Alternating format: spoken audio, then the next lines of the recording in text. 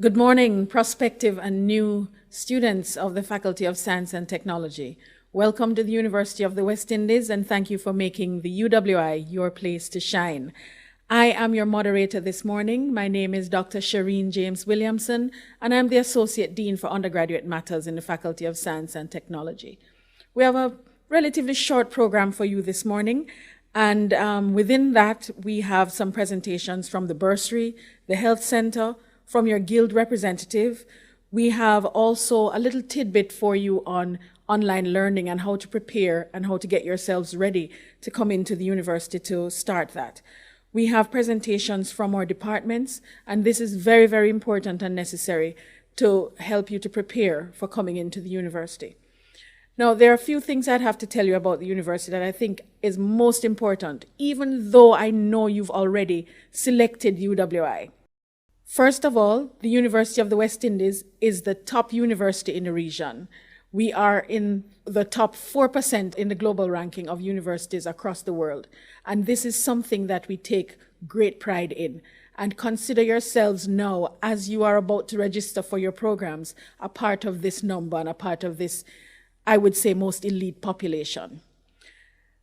Without going on and on about UWI, I think we can introduce to you our first speaker.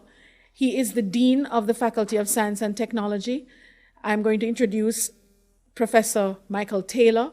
He will come and speak with you a little bit and welcome you and introduce to you the Faculty of Science and Technology. Welcome, Professor Taylor.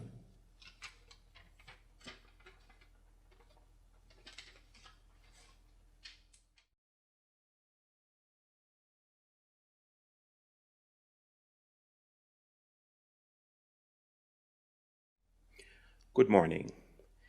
It is my pleasure as Dean to welcome you to this pre-orientation session, which marks your first structured and formal introduction to the Faculty of Science and Technology, or FST as we call it.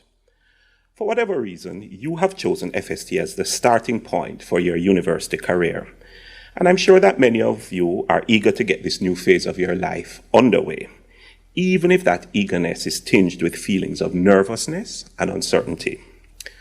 I can almost hear some of the questions going through your mind. Will I be able to pursue my dream career if I didn't have that subject? I love science, but really, what do I do with a science degree? Will I have to do that subject again? Are there scholarships and bursaries that can help me pay for my university degree? I was a student leader in high school. Are there opportunities for doing so in FST? What's the difference between a 3- and a 4-year degree? Can I still do a minor in psychology even if I'm in FST? And about that groundbreaking research FST is famous for, can I get involved in that even as an undergraduate student? If even one of those questions has passed through your mind, then welcome to FST's pre-orientation. Pre-orientation is about getting you prepared for when the starter says go, and the sprint, walk, or run to your eventual degree is underway. Pre-orientation is about ensuring that you feel as confident and as comfortable as possible heading into your first class, assured that you've got this. Pre-orientation is about the faculty demonstrating that we too are eager to have you as part of our family, and we can't wait to ensure that your time is fulfilling, stimulating, and transformative. Let me say that again. Fulfilling, stimulating, and transformative, or simply put, that you will have a true FST experience. As Dean, I hope that I will have the opportunities to interact with you, all for good reasons, of course, like when you make the Dean's list based on your academic excellence. However, my first request of you is simply to make the most of today's happenings. So grab a pen and a paper or your favorite device, listen keenly, and do the following. 1. Make a note of the things that catch your attention and which you are going to follow up on. Those course offerings and degree options that you never heard of before or never knew existed. The holistic program which you will participate in for well-roundedness, the student activities that spark your interest, and those scholarships that you are going to get. 2, make a list of the essentials you will need to begin the process and last the journey. The faculty handbook, which details regulations, requirements, and all course options. The minimum specs for the device you will need to ensure connectedness and connectivity. And the names of people, like the Associate Dean for Undergraduate Matters, or the Associate Dean for the Student Experience, or your head of department, who you will consult for guidance on the journey. And finally, 3, make a record of what's going through your mind as you listen today, especially surrounding the demands of university life, the need for personal responsibility, the importance of time management, the necessary prioritization of activities to ensure the degree goal is ultimately achieved, and the required intellectual rigor and the associated demands of commitment and discipline to achieve honors. Use today to make those jottings, and then my challenge is to consult these notes leading up to your first class and at the beginning of each semester of your first year. Treat them as your bucket list, and you will be surprised that as you cross them off as accomplished, you will be well on the way to having that fulfilling, stimulating, and transformative experience that I spoke about, that FST experience. So welcome, be engaged. I look forward to meeting you all.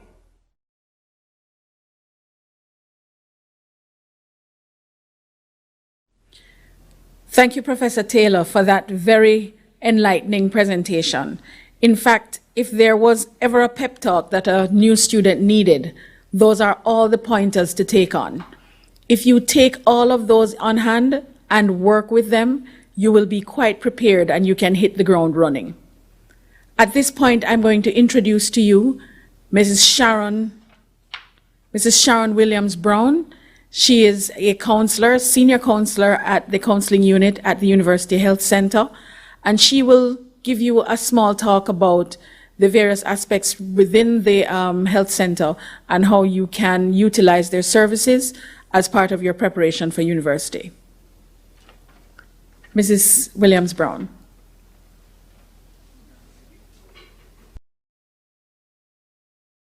Good morning, students, incoming students to University of the West Indies. I wish to start by adding my own words of welcome to those of you beginning your UWI journey at this unforgettable time in history. You're coming to UWI at a time of challenge and change, and so your experiences will be different in several ways from the routines your friends went through last year. So you're pioneers. One thing that will be the same, however, is the need to look after your health while you are a student. Health has several dimensions, such as emotional, occupational, physical, social, intellectual, and spiritual. This presentation will focus on just 2 of those aspects, your physical and your emotional health, otherwise known as your mental health, is a term you'll probably hear more often.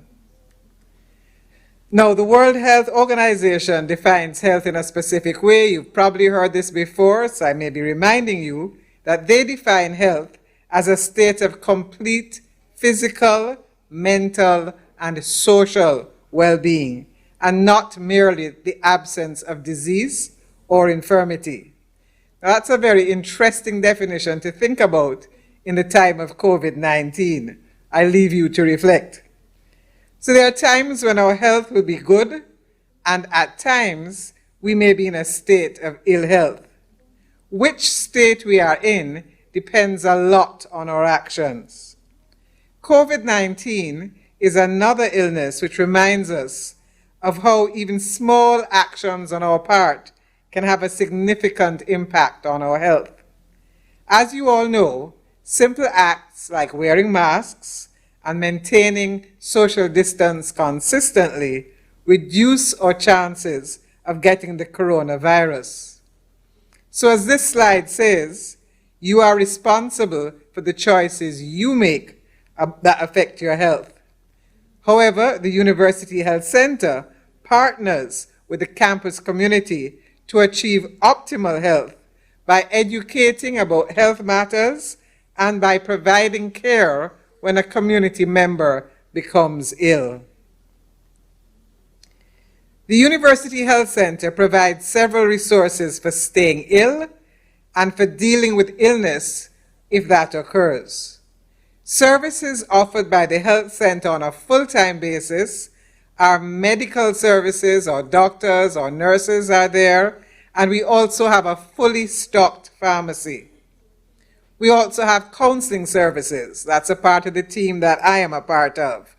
And our team includes a psychiatrist, as well as trained psychologists. There's also the public health nurse, and in that case you're going, why would we need a public health nurse? One thing that will affect many of you may be the need for immunizations, and it's our public health nurse who does that. We have a dental clinic, which does all routine dental work. They can offer all of those services, and if something is more complex than they're able to handle, they're able to refer you appropriately.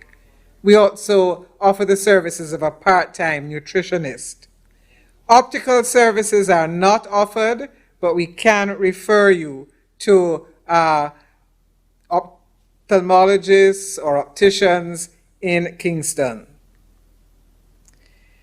Please note the information on this slide about the Health Center. For those of you already familiar with the Mona campus, the Health Center is located at 11 Gibraltar Camp Way on the road that runs from the gate at the post office up to Irving Hall, and we are close to the Irving Hall end. You may want, like Prof. Taylor said at the beginning, making notes, so you may want to make a note of the telephone numbers on the slide. Just a word to point out that the opening hours posted are those from last year.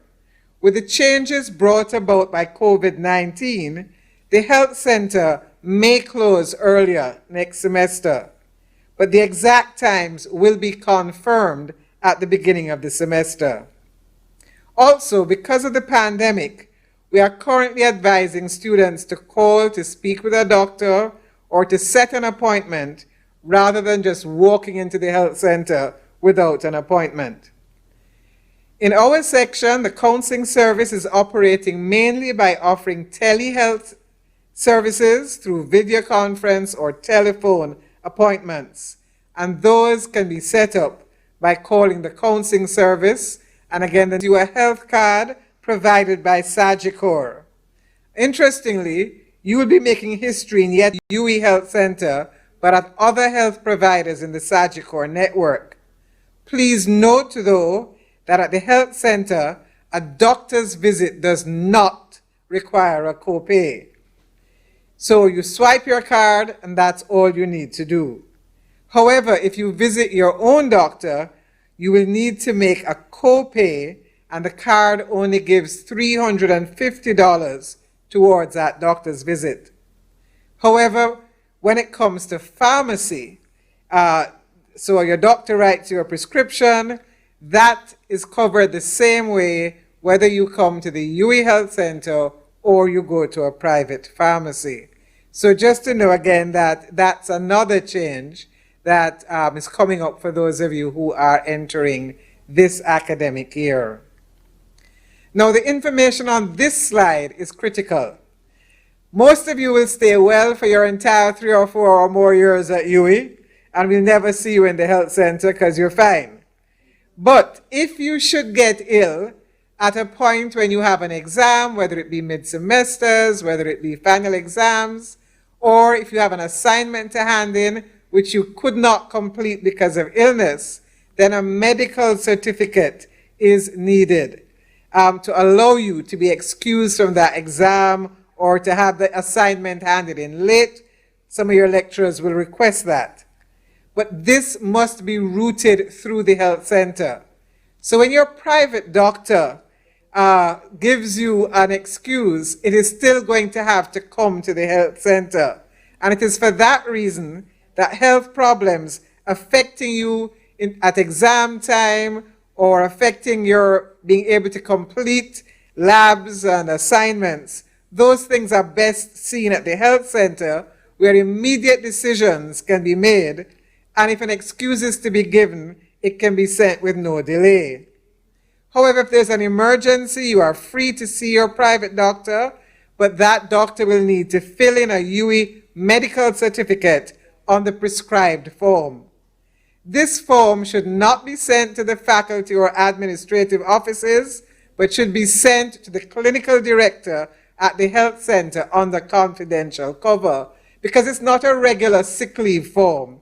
It actually gives some information about your illness, which is why we want this to go doctor to doctor.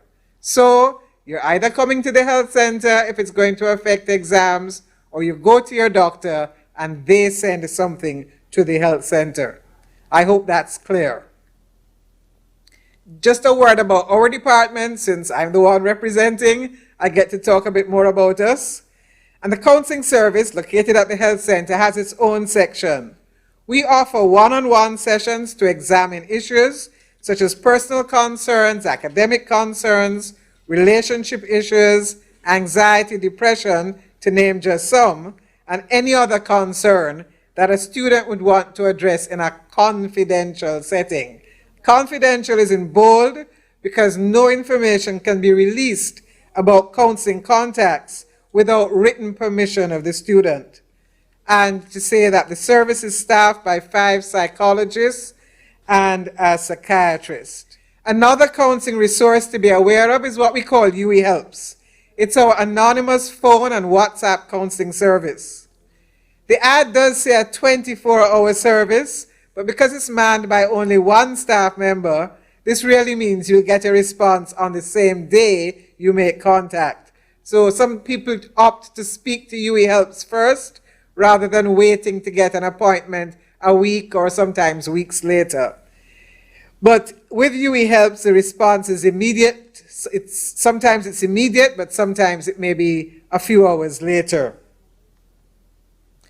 A quick word too on sexual harassment advising, because the counseling service, our head of unit, also carries that portfolio around sexual harassment advising. Dr. Debbie Ann Chambers, her picture is on the slide, is a person who has that responsibility. Please note that there's a sexual harassment policy which defines what is sexual harassment and the steps that can be taken if this occurs. And those steps run the gamut from informal mediation through to an official hearing by the university. The university has put these measures in place to indicate that it does not tolerate sexual harassment and is prepared to act if it is reported. One last bit of information about a group you may be interested in joining. Professor Taylor talked about what can you do, those of you who've been student leaders. Some of you have been peer counselors at your high school and may be interested in continuing to do that sort of work or something similar. So we want you to know about our peer support providers. These are students who are available to help others by listening supportively and referring as needed. They are trained and supervised by the professional counselors at the University Counseling Service. The other thing they can do apart from one-on-one support is deliver workshops on personal development issues. So if you're part of a club who wants somebody to come in and talk about some things from a peer point, the PSPs are good for that. If you're interested in being a PSP, then in September, please contact the counseling service and inquire how to apply. And I want to end simply by saying our very best wishes for a successful year. And again, the information for the University Counseling Service is on that slide. And if you haven't made a note, you might want to do so.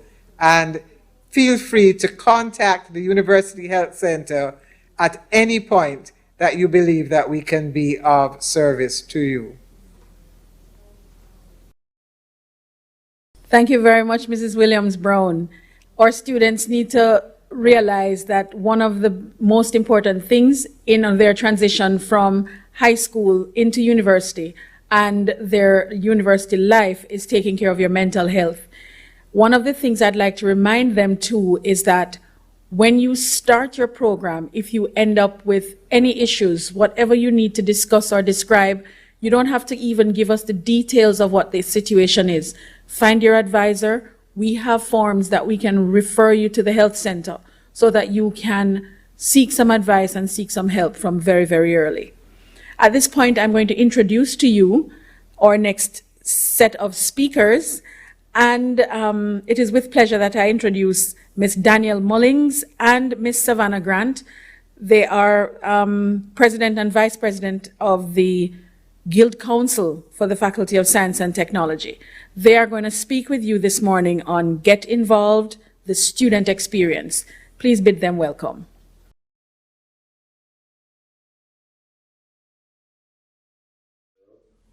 Dear FST Pelicans, it is an honor and privilege to serve as this year's president of the FST Guild Committee, aka FST GC. As we navigate through a time of immense change worldwide, our team is dedicated to enhancing the student experience, whether online or in person. On behalf of your Guild Committee, it is my distinct pleasure to welcome all new students to the Faculty of Science and Technology. We are the Faculty of Greatness. It's going to be a great year. So I want to introduce you first to the various faculties that are at the University of the West Indies Mona campus. Faculty of Engineering, Humanities and Education, Law, Med-Sci, Social Sciences, and of course our faculty, the Faculty of Science and Technology. Now, an FST student is very different, right? We the students are of paramount importance to the faculty itself. SciTech is comprised of innovative, creative, thinkers, multifaceted, very creative and overall passionate students who are willing to amplify and edify their voices in the community. We look forward to meeting you and aiding in your development during this monumental period of your life. So SciTech has various different departments, 6 departments and 1 section. So we're going to go through them one by one real quick. First, we have the biochemistry section. It's not a full-on department, but of course, still very valid as its own section. Moving on, we have the chemistry department. Of course, there's some students pictured here. Moving on, we also have computing. Here we go, computing. Geography and geology. Life sciences, and the last 2 are mathematics, and then physics. All right, cool. So we're all from different departments, and we're all from different faculties overall as the University of the West Indies Mona campus. However, each student is a part of the Guild of Students. The Guild of Students is then run by the Guild Council that leads everyone overall. But your Guild of Students and Guild Council is the official student representative body at the University of the West Indies. And furthermore to that, you have guild committees for each faculty. And that's where myself and my team come in. We're your official student representative for the Faculty of Science and Technology. So I just want to tell you really quickly how we're comprised. You have the president, which is myself. We also have the vice president of properties and special initiatives, vice president of service and special projects, and then we have many subcommittees, and you're free to get involved in any of these subcommittees once the semester starts. So feel free to look out for that and let us know if you'd like to join any of them. Public relations, separate from publications, department representatives, hall representatives, of course our own treasury, cultural and entertainment affairs, external affairs committee, and a game subcommittee. Now moving on from this, I have a quick message from our physics department rep. His name is Orion Green. Essentially, each department has a representative on the guild committee. So if you ever need any help, any advice, you have any concerns to share, this is one of your first points of contact for the guild committee. So let's have a message from Orion. I'd like to tell you a little bit about my first experience. So my first experience was incredible. For one, I participated in FYE. I became CAC of my block. I got to have a great time on my hall, and I got to know myself a lot better. And my grades were just superb, and I had fun in every class. My lecturers were excellent. I do want to tell you the best way to make the best out of your first year experience. Be confident, competent, and courteous. Be nice to people. You make friends that way, and people are going through it. So kindness goes a long way. Be confident. Always participate. Participate if it benefits you and if you can do it. Give yourself that opportunity to find new things and new interests. And lastly, competence. Try to go to class to understand. Getting a good or bad grade depends on how well you understand. Well, that's all I have to say, guys. Be safe.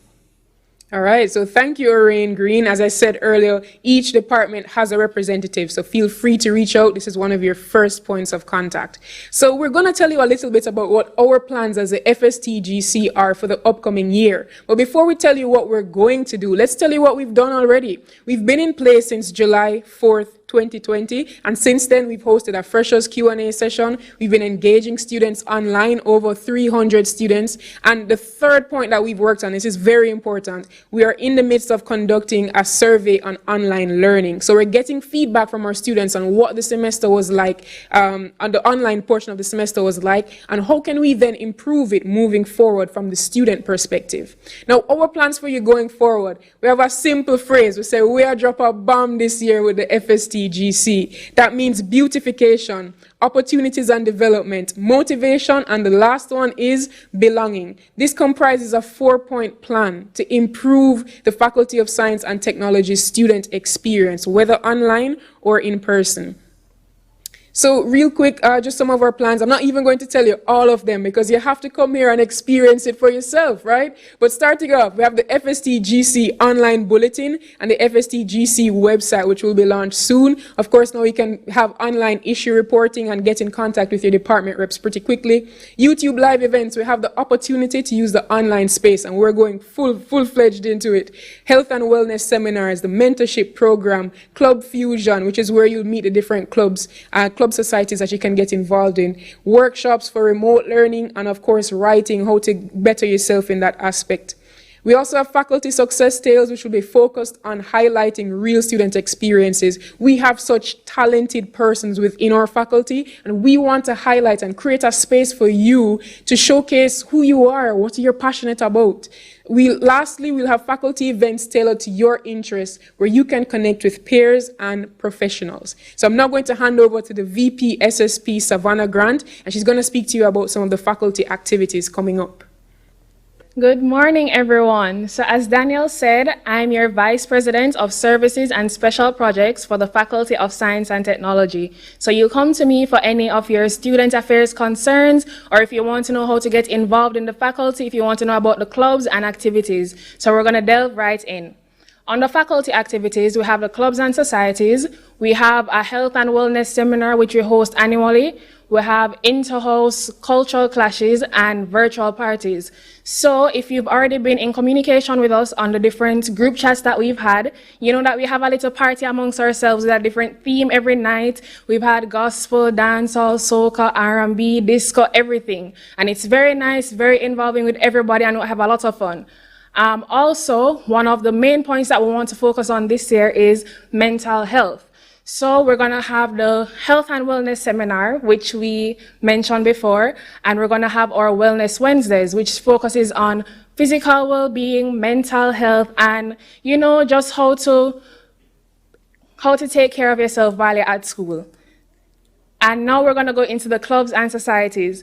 So you have the Biology Students Association, you have the Uwi Actual Society, Chemical Society, Electronics Club, Environmental Club, or Uwi Green. You have the Geological Society, the Geographical Society, and the Uwi Mona Computing Society. So no matter what department you're in, you're going to find a club or society that, you know, facilitates your needs and your interests. Next, we have the Guild outreach activities. So as Danielle mentioned before, we are a branch of the main guild.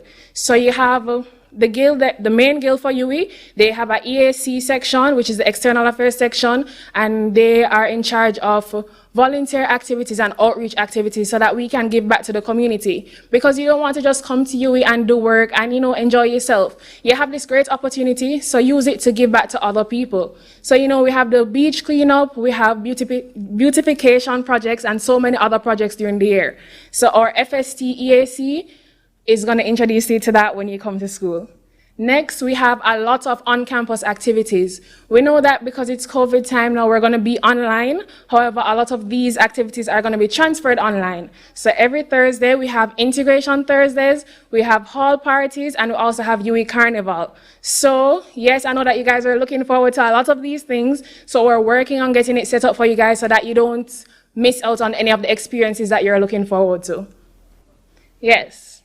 So next, we have our mentorship program. So if you're coming into UWI, I know that you probably have a lot of questions, like the dean mentioned before. How are you going to sort out your credits? How can you be involved? If you are in leadership positions in high school, can you still do that? What are the different activities on campus? So apart from the guild, the main guild, the FST guild, and the different clubs and societies, we're going to give you one-on-one help. So most or all first-year students are assigned to a second or third-year student, which will help them to navigate throughout UWI life. So you will learn about campus activities, you learn about your course selections, you learn about teachers, you learn about every aspect of university so you don't come in blindly. So if you're nervous, if you're the only one coming from your school, don't you worry, because we have you guys. The mentorship program is great, and you're going to be assigned somebody that will help you, navigate through UWI life. And I'm going to hand back over to our president, Danielle Mullings. So you've just heard from our VP SSP, Savanah Grant, and you've heard some of our plans for the upcoming semester. But we can't end our presentation without speaking to some advice from the student-level experience. Now, one of my favorite quotes is, if your actions create a legacy that inspires others to dream more, learn more, do more, and become more, then you're an excellent leader. This is said by Dolly Parton. Therefore, I encourage each of you to get involved, meet new people, and believe in your potential to be great. Trust in your astronomical aspirations and set foot on this journey with a centered and focused approach. We believe in you, and feel free to reach out to your guild committee if you need any help or assistance. Now, really quickly, the key to earning your degree lies completely in having exceptionally good time management skills. The trick is to read over your notes, do your assignments, attend all tutorials, and have fun while you learn. Now, this may seem kind of simple, right? Everybody tells you read your notes, go to your classes, but it really is as simple as that. You have to take the time to put the effort into the results that you would like to achieve. So read over your notes, speak with your lecturers. If you don't understand something, stop and ask your friend, how does this work? You have to be an active participant in your own educational experience. That being said, remember, earning your degree is one of your top priorities. Whilst you're doing your best to advance in an educational sense, you also have to be advancing in a personal sense. So we encourage you to get involved, seek out personal development. And again, if you have any questions, just get connected with your guild committee. Instagram at FST_UWIMONA. And right now in the comments, someone will be sharing our links. So feel free to reach out, subscribe to our YouTube channel. If you're on LinkedIn, sure, your FSTGC is also on LinkedIn, Twitter, Facebook, anywhere you want, really. You have so many opportunities to connect with your guild committee this year as we go into the digital realm. So thank you for listening. This has been your FST Guild Committee 2020-21, and we wish you a fantastic year in the Faculty of Greatness. I'm happy that you have shared with them all the exciting things that the Guild will do and how you will engage them during this time that we have this new normal. Now, our next presentation is basically describing for you how you will adjust to online learning. And for that, we have Dr. Gunjan Mansingh, who is also the head of Department of Computing. Please bid her welcome.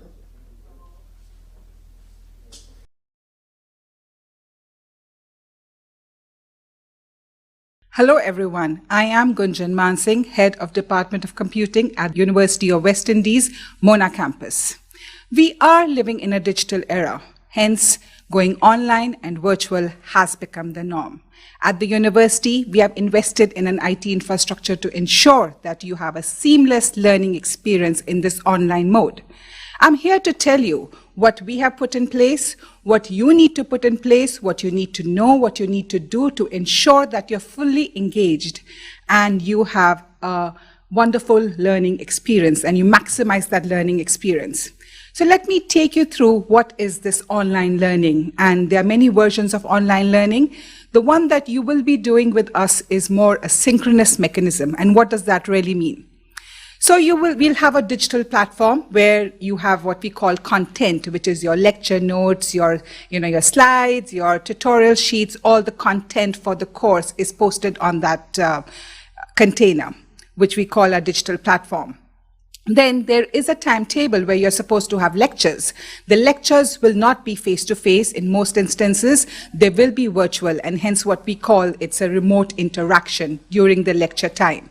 And then, collaboration, whether it's synchronous or asynchronous. And if you don't know what these terms are, synchronous is when I pick up a phone and you have to answer, and two people are having a conversation at the same time. And asynchronous is you send somebody an email and they may respond when they have time to respond to your message. So we have various mechanisms for synchronous and asynchronous collaboration. So now let's come to our digital platform. As soon as you register for your courses, which on a system which we call SAS, you will have access to this container, and all your courses that you're registered for will appear in this container. And the link for this is, we call it ORVLE, and the link is on the screen. Now, this container, or this digital platform, I should say, actually, ORVLE, is our virtual learning environment. And on this slide, I'm just showing you what it looks like, and it may differ from course to course. Where I have the content, it's telling you that for each course, people may post their lecture notes. This is a screenshot from one of my courses. So we have our tutorial sheets, we have our lab sheets. So everything is posted there. So it's in one place, you can just go and get all the material. Then at the bottom, you also see that you can, if you're given assignments, you can even get your assignment questions from there and upload your assignments in the same containers. Then you can even have quizzes, and these quizzes don't have to be multiple choice questions. They can even be essay type questions. Then on top, in the middle, I show you a little bit more about the synchronous and asynchronous collaboration. For asynchronous collaboration, we can use things like news forums, discussion forums, and you will learn a bit more about the differences in them when your lecturers will tell you about what they are using for various mechanisms of collaboration. The important one is this virtual interaction, and if you want to think of it as a synchronous collaboration, is, it's a virtual classroom where the lecturer is teaching in their space and you are in your space listening to what is happening. So for this virtual facilitation, we are actually using something called Blackboard Collaborate. And in this Blackboard Collaborate, you will see the slides which are there. A lecturer could even use a whiteboard that is part of this tool to write on the screen, and that you can see. You hear them talking, you can even see their face. If they turn on the video, you can even see them live in action. And there are various mechanisms there to create interaction. Now remember, it's synchronous.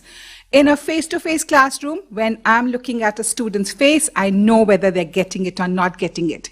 But in a virtual environment, that becomes very tricky, and hence you will see that there are various tools which this the software provides for us, this environment. So you can raise your hand to ask questions.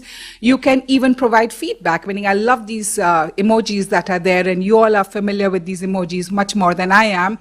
You can show a sad face if you're not getting something. You can ask the lecturer to go slower, and then the lecturer can decide based on this feedback as to how they should, how the content should really be developed. And there is a chatting mechanism too, that you can chat with the moderator, who's the lecturer. So there are different ways of, in this virtual facilitation, and the lectures that are being delivered will be recorded. Let me not say can, they will be recorded, and they will be available for you to view them later in case you have forgotten something. So I'm not asking you to take a snooze, but in case you need to go to the restroom, yes, you can go, because the lecture is recorded. Now, when we are in a face-to-face, I see your faces. I know who you are. You come to our offices, you come to the department, and we see you in the lab, so we know who you are. In an online or a virtual environment, it really becomes hard to know, just a random person with no face. And hence research in e-learning, in online learning has shown that it is really critical you know who the person is. And they advise people to turn on their videos, but turning on videos may not be possible all the time. Not because you may not be dressed appropriately or may not be in a suitable environment, but it could be because of the technical bandwidth issues. And hence, I recommend everyone that they at least put a picture of themselves. And here I'm showing you that, this in the middle, the image shows a pencil, which is just nothing compared to a face of the person who's speaking to you. And that makes a much, much more impact when you're building a relationship, because you need to be active in this participation. You can't be a passenger who's just letting things go by. So you can participate in your discussion forums. You can ask questions on discussion forums. So be more active in this learning, and knowing who you are. The more questions you ask, relevant questions, the more you are putting on the chat sessions questions when you have issues, it makes it really easier for the lecturer to know and build a relationship with the students. Now, let's try and understand what do you need? What will you need to be in this online environment and to ensure that you are getting everything from it? I would break it down into hardware needs, software needs, and connectivity issues. So hardware, I have just laid out some minimum requirements with a laptop of 8 gig of RAM, 128 gig of hard drive. As a university student, you will get 1 terabyte on OneDrive, so you will get a lot of cloud storage. I've just recommended some screen sizes and a processor, which should take you through a few years at university. Now, tablets are good for viewing content. If you want to just look at your lecture notes, see what is happening, tablets are good for that. But if you're doing assignments, if you're taking quizzes, or if you are in computing, you're writing code, a tablet becomes much harder to deal with. So just be mindful of that we are recommending that you do get a laptop. And for the software, each course will have their own software requirements, and that the lecturers and the departments will tell you about when you are registered and you are starting the course. Now, if we are in an online virtual environment, connectivity is of course critical. So a stable internet connection would be needed. And as you know, that internet is a superhighway of information, and hence as a superhighway, there is a notion of cars going up and cars coming down. So you have data going up and data coming down. So I've just put out some minimum speeds so that when you go to your carrier's website, you will see that this is the language they are talking in terms of megabits per second. So I'm just stating what hardware, software, and connectivity you will need to be in this online environment. And what do you now need to do as a student? All these things that I've listed here are important for any student, but in a virtual environment, in an online environment, it becomes even more important. You need to be persistent. You need to ask for help when you run into challenges, because you will come in a classroom after class and ask the lecturer for assistance. You could go to their offices and ask for assistance, whereas in this environment, that may not be possible. So you have to rely on all forms of communication, and you have to know what those forms of communication are. And this is the biggest key to online learning, or succeeding in online learning, I should say. Time management skills, we all tend to be bad at it. And, it's one thing I've noticed in an online environment, time disappears. You could be watching something on YouTube and you keep on getting content that you like. It's in a loop. You're never going to get content you don't like, because you can just click away and go to something you like. So time will disappear. So just be mindful that when you are you manage your time. When you are doing class, make sure you are in class and you're not on social media. Make sure you log in every day. You come into the practice, into ensuring that you are following your timetable. You are watching if there are any pre-recordings and post-recordings of lectures, and not waiting till the end of the exam, not the end of the exam, the end of the term before exams to get into that. So be very, very mindful of time management. And basic technical skills, you cannot be afraid of a computer, because remember what I said, online is the new norm. So you must have access to a device. You can watch online tutorials, which we would provide, or they are there on in on the internet for you to use certain tools. So just use them and make sure you attend your orientation sessions so that you understand what is needed, what you need to do. And I like this last one very well because we often tell people to multitask, but when we are learning, don't multitask. And we do that. You know, we are in a class and we'll chat with someone. We'll just go and check something on social media. And you find that research has shown that your mental capacity to absorb reduces by 40% if you're multitasking. So just be very, very, very careful that multitasking makes it harder to absorb your content. Now, at the end, I would like to say that learning is more effective when it is active rather than a passive process.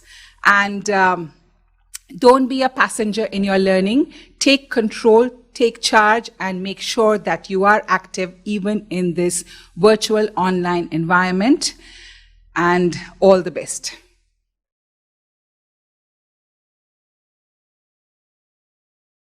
Thank you, Dr. Mansingh.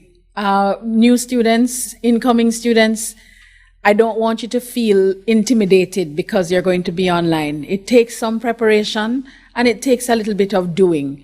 You will get it and you will get it right. You just need to keep up. You'll have everything at your fingertips and all will work the way it should. If it's not working the way it should, communicate with us. There might be something you're missing or something we're missing, but together we will get through it. So, the University of the West Indies. We have several campuses. Our most recent is the Five Island campus, which is in Antigua and Barbuda. We have the Mona campus that you'll be joining, the Cayville campus in Barbados, the Open campus that spreads across 16 countries, and of course the St. Augustine campus, which is in Trinidad. We have over 50,000 students registered in the University of the West Indies. The university, of course, is governed by the offices of the Chancellor, the Vice Chancellor, the Pro-Vice Chancellors, Registrars, and Bursa. We have here at the Mona campus 7 faculties. Our campus is administered by our principal, Professor Dale Weber. We have the Faculty of Engineering, the Faculty of Science and Technology, which is our faculty, and we have the Faculty of Humanities and Education, Social Sciences, Medical Sciences, the Faculty of Law, and the Faculty of Sport. In terms of our structure in the Faculty of Science and Technology, we have the Department of Geography and Geology, Department of Computing, the Department of Chemistry, the Biochemistry section. They are a department that sits in the Faculty of Basic Medical Sciences, but they are an integral part of the Faculty of Science and Technology. The Physics Department, Mathematics, and Life Sciences departments are also part of the Faculty of Science and Technology, and we are led by Professor Michael Taylor, who is our current dean. The faculty consists of many departments. So some of these terminology you will hear throughout the presentation, my presentation. You'll also hear them in the additional presentations that will come from the departments. So if we run through them very quickly, the dean is the head of the faculty. The department pertains to one subject area or discipline, and it has several majors. A major is a combination of several courses within a department, or in some cases, they cross departments in terms of individual courses that make up that major. A minor is a smaller combination of courses within a department or spread across more than one department, depending on how that program has been designed. Credits, these are the points awarded to each course. Usually we have 2 credits, 3 credits, 4 credits, and 6 credit courses within our faculty. We have courses, and courses consist of lectures, labs, and tutorials. And you will see this when you start to put your schedule together, when you start to make your registration selections.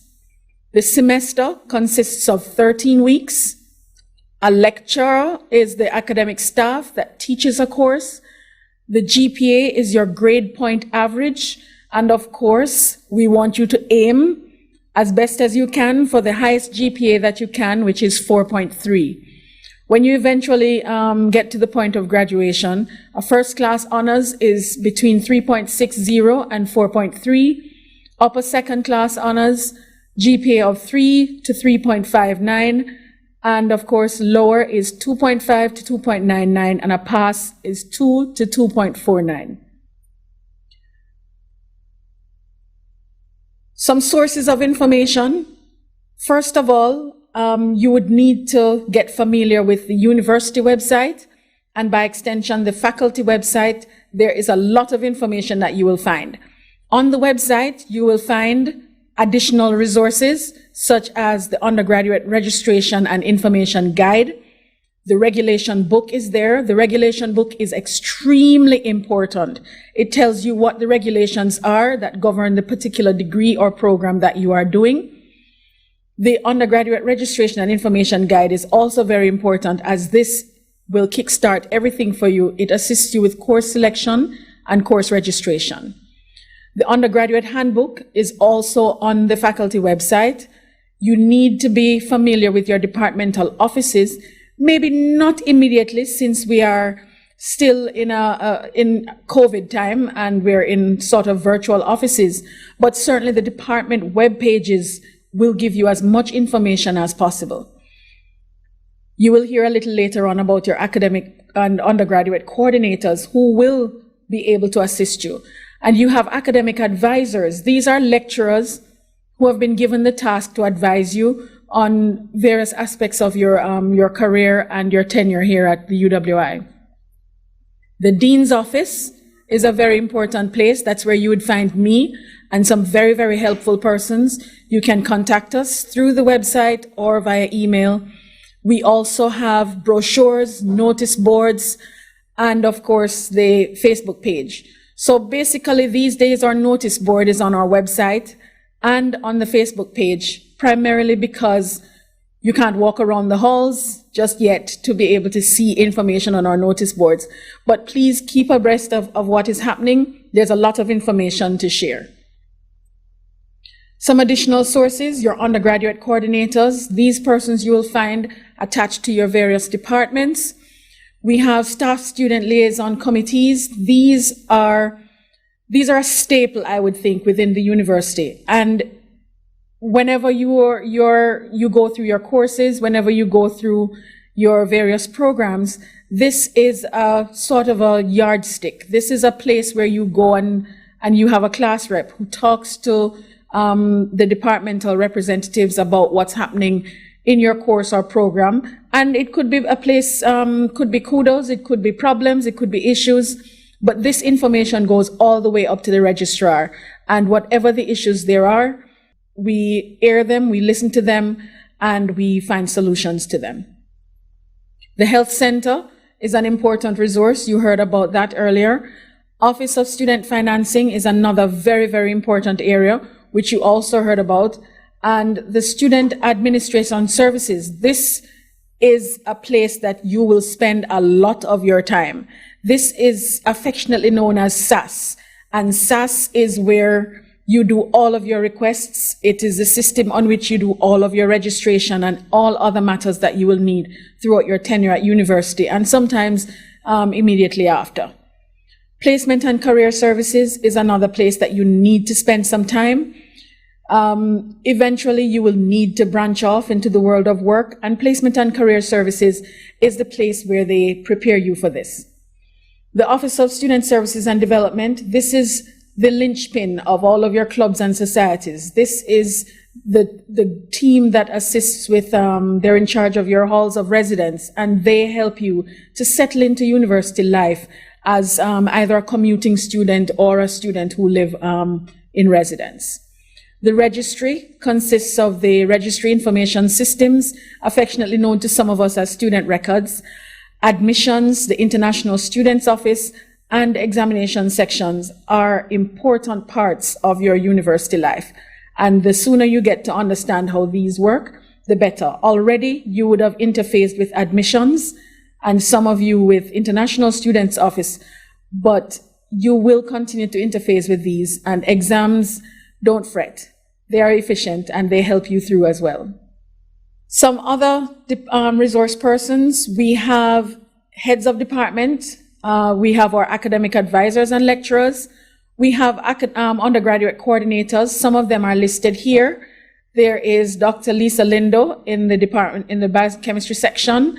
Also there you can find our colleague Kisha Martin. She is going to give you a presentation a little later on about biochemistry.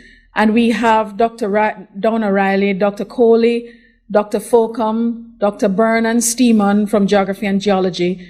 We have Dr. Boyd and Prasad from Life Sciences, and Dr. McDaniel and Dr. Louis Ray Harris from Mathematics and Physics, respectively.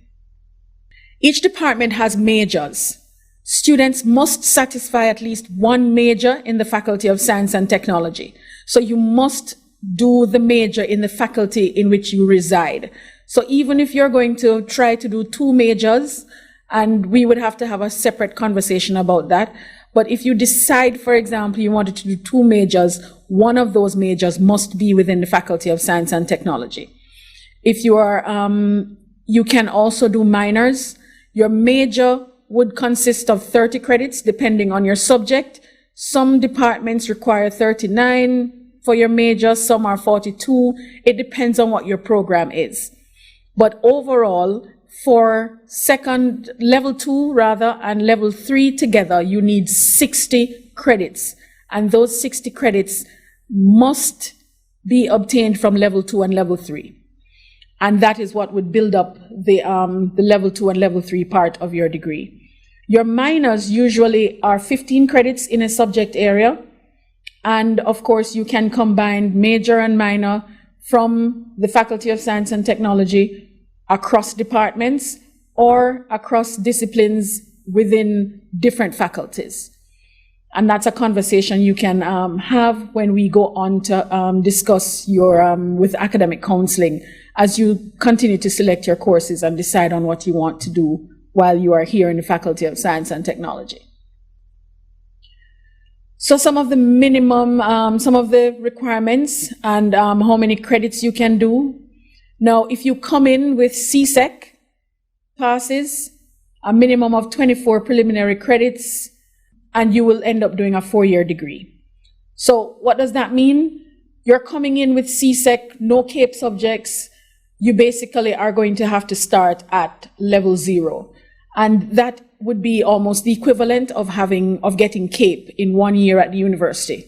So after you've completed that, you would move on to level 1, then 2, then 3, hence giving you a 4-year degree. How is that different from a 3-year degree?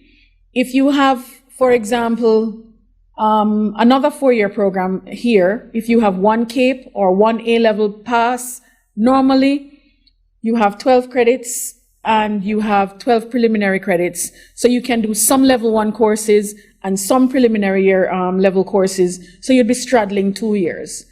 As such, you could complete in 3 years, depending on how the additional credits for level 2 and level 3 are organized. If you have 2 or more CAPE or A-level passes, you would normally be allowed to do 24, but up to 36 level 1 credits. So you can cover courses from 3 disciplines or courses from 2 disciplines. And this would give you the 3-year degree, because then you might decide to just go into level 1 and continue on. But if you decide on a major for which you do not have the CAPE courses, then you would then have to do a preliminary year.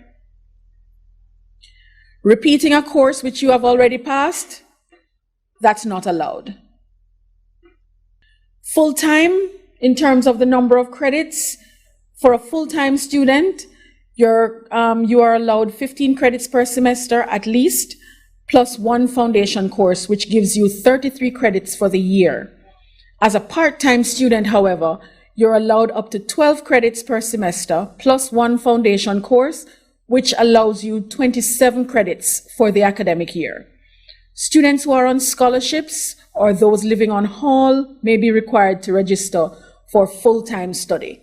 So if you live on hall, there's no option, you cannot select to do part-time. Some general entry requirements: you need 5 CSEC courses, mathematics, English, and any 2 science subjects, plus any other course, any 2 CAPE sciences, including mathematics. So you need both units. You need Unit 1 and Unit 2 from your 2 CAPE subjects to be able to get into the Faculty of Science and Technology. Now, depending on the department you want to get into, you will need the CAPE unit for that particular department. For example, if you wanted to do chemistry, chemistry level 1 or chemistry first year requires you to do mathematics, and it requires you to do chemistry. So certainly you would need to pass chemistry at CAPE, both units, and you would need to pass mathematics. And the mathematics that is required there, just for your information, is pure math. But don't worry about it. You'll be advised further in August when you start to do registration. But in the meantime, check the faculty handbook. It's on the website. It will provide a lot of information for you during this time. Foundation courses. You're going to hear about foundation courses from your start to the end of your university tenure. Now, you will have to take courses in English, or let's say there are English foundation courses. One is Foundation 1019, which is year-long, and the other one is Foundation 1014, which is in your first year, in semester 2 for Faculty of Science and Technology students. So here are some conditions. How do you select which one of these to do?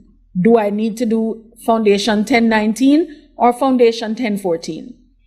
So firstly, if you have a grade 1 pass in CSEC English language or its equivalent, or if you have a grade 1 or 2 in CAPE Communication Studies, or if you've passed English Language Proficiency Test, the ELPT.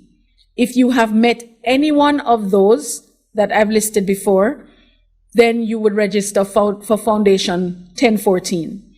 If you have any other iteration of that, you would then have to register for Foundation 1019. And that is very, very important to remember.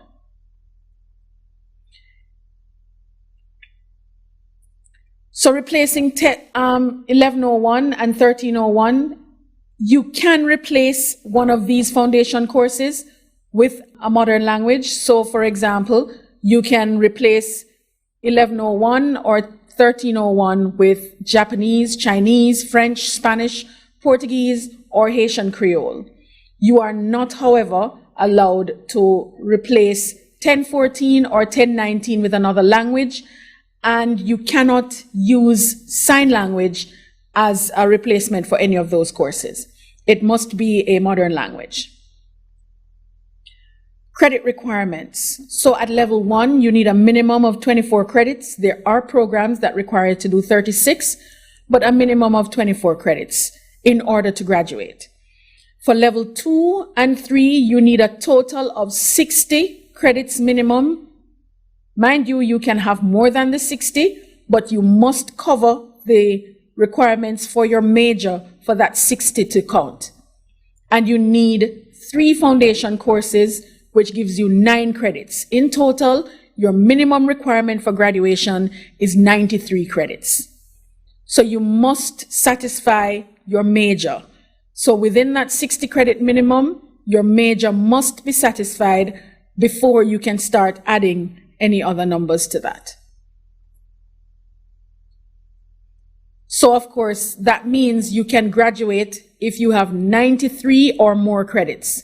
And of course, if you can graduate, you must graduate. This is a summary now of the GPA and how the credits are used. So the GPA ranges from 0 to 4.3. Yes, 0. Unfortunately, some people find their footing a little late and their GPAs are a little low, but I would implore you, try to hit the ground running and try to get your GPA above 2 all the time. Try to work assiduously on all of your courses. You have a GPA for each semester and GPA for each academic year. So at the end of each semester, when you do your exams and you get those results, you will see a value there for GPA for that particular semester. At the end of the academic year, once you've completed 2 semesters, you will find the total GPA for that academic year. The class of your degree is based on your degree GPA. So this now I'm teaching you how to read your transcript. This is calculated based on the GPAs of all your level 2 and 3 courses. So what this is saying is that your level 1 courses, they don't go towards the class of the degree and the degree GPA that you have. However, you need to pass them, and you need to get good scores above 2, because if you get GPA that is less than 2 in 2 consecutive semesters, you will be asked to withdraw, which is a whole new conversation, which we don't want to have, right? So let us try to keep our GPA above 2.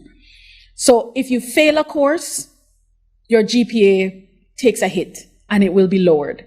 So let us start off on good footing, good GPAs above 2 all the time.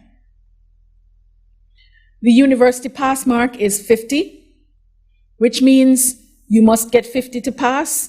Some courses, some programs within the Faculty of Science and Technology, you must pass coursework as well as your exam to be able to pass the course. So in many courses, you will be expected to pass your labs, your fieldwork, your tutorials, and your exam to be able to have considered passing the course. Oh, so this is the requirement to withdraw slide. And I don't like to have this conversation, but it's almost one of those things that happens. You don't want it to happen. It might happen, and we have to deal with it. But don't panic. Just work assiduously, and let's try to get our GPA above 2. If something goes wrong, we work at it. There are ways that we can deal with this, but just know that if your GPA is less than 2, you're going to get a warning letter, and it goes on your file. And if it is less than 2 in 2 successive semesters, you'll get a letter of withdrawal. And sometimes you can request a waiver, but not all the time this works. And sometimes after you've been asked to withdraw, you have to sit out of the university for a year. You don't want to break your studies. You want to just keep going until the end. So the aim here, GPA is above 2 all the time, okay? You must attend our study skills workshops. We're going to have them. Now it's virtual, so we can have them. As many students as possible can attend because we don't have the conflict of having room size being a problem. So, of course, this is the sad part. If you don't manage to keep your GPA above 2, we have a problem with graduation. In order for you to graduate, and this is Regulation 7C, in order for you to graduate, you need your GPA to be above 2. If your GPA is less than 2, you can't graduate. And you know, in university, we don't give certificate of participation. So GPA above 2 is what we're aiming for. No low GPAs, right? So this cohort, you're being told, no low GPAs. We're going to work together to get GPAs that are 2 and greater, right? No withdrawals, no warning letters, and everybody will graduate. That is my challenge to you. So in terms of the registration process, you must have your ID number. This would have been somewhere on your acceptance letter, and a password. All of this would have been sent to you when you received your acceptance letter, and the ways to get onto the system. To add courses, you would select courses by first selecting the correct semester to find the CRN number that matches each course. In order to do this, you would need to go to the university website, select current students, and you would need to, or you can select the student administration system, which is SAS. So you can click on SAS, or you can click on current students. It will take you to the same place. When you get there, you will enter the secure area using your username and password. You will enter it here. Once you have entered your username and password, it will take you to a new window where you will click on Student Services. Within the Student Services menu, there are many, many, many modules and links that you will need to do various things throughout your university time. So you'd click on Student Services and click on Registration. Once you click on Registration, you would be taken to a page where you will be able to select the term and select your courses. So you would look up courses to add. But as it says there, we have online guides, so you can go ahead and go to the faculty website and pull down the guide.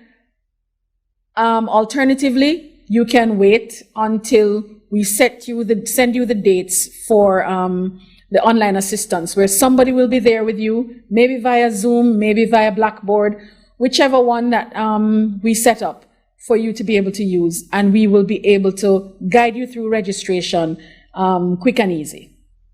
Don't be intimidated.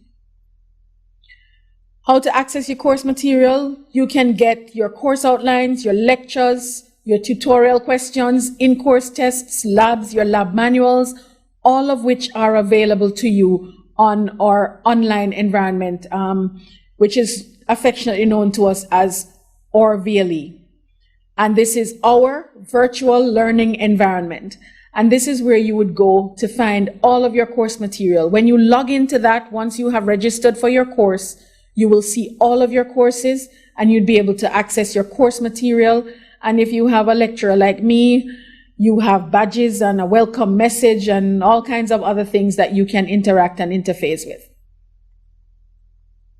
So here, you could go to the university website and click on current students, or you can alternatively just click on the OUR VLE link.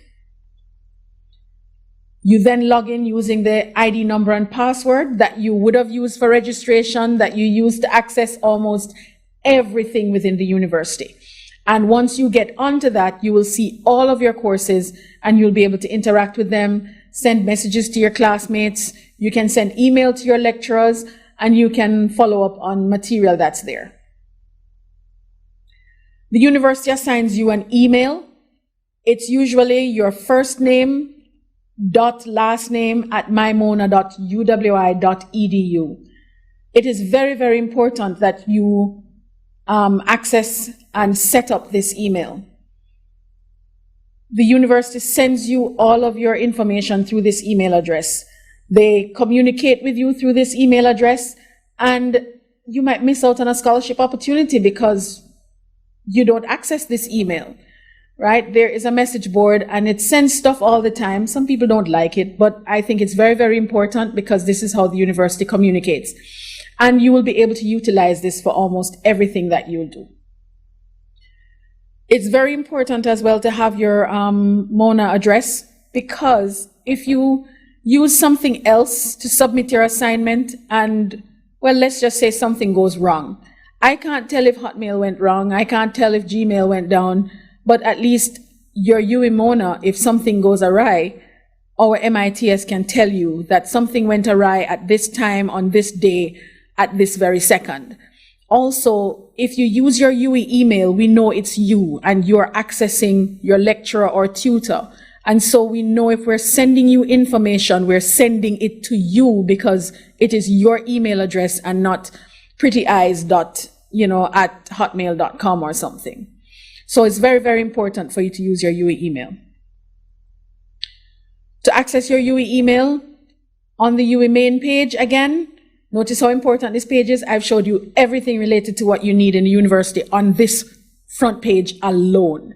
So you click on email, and that will take you to a portal that you will click on myuwi.edu, and then you can link into your email. And of course, this is how you would access. You would log in, you would put in your username and password, and you would be able to access.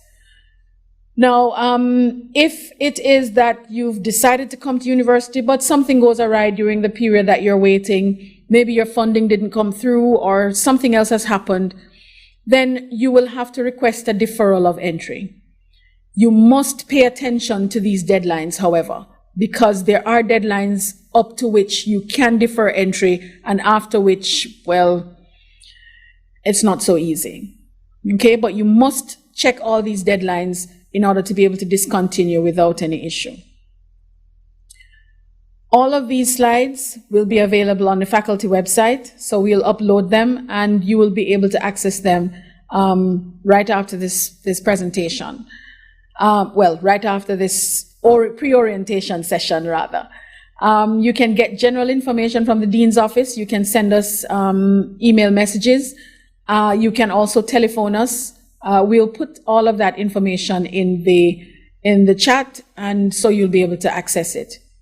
You must attend student advising during registration week. This is how you will know exactly what to do. Somebody will give you some academic counseling and guide you through the process of course selection, because sometimes we come in and we're not quite sure what we want to do. We just know we want to be in university, and we're here to assist you with that process. Thank you. So now that you've heard from me, and I'm sure you've heard quite a mouthful, we're going to have some presentations from our departments. And these presentations, I want you to pay keen attention because they're going to tell you what the department offers. They're going to tell you what the careers are, and they're going to tell you how you can interact and interface with the department and its staff, and what you can do with a degree from that particular department. Also important in these presentations is how you can connect various courses and programs across departments and across faculties. Please ensure that your questions, you post them in the chat. We will be able to answer them during our question and answer session. And some of the questions that are very, very specific, still put them in. We might be able to communicate with you otherwise to help you to solve those issues. So thank you very much. And without further ado, I will bring on our departments, and they will come to you individually from their department representatives.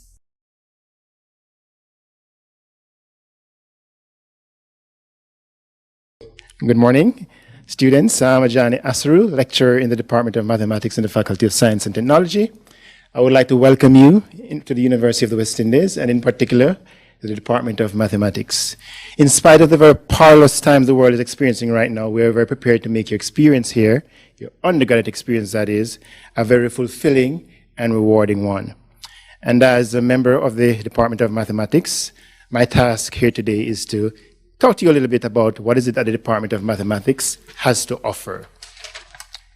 So, being the core department in the faculty, we are located right in the very center of everything. Our closest neighbors, of course, are the departments of chemistry, physics, and of course the engineering and science library is right next to us.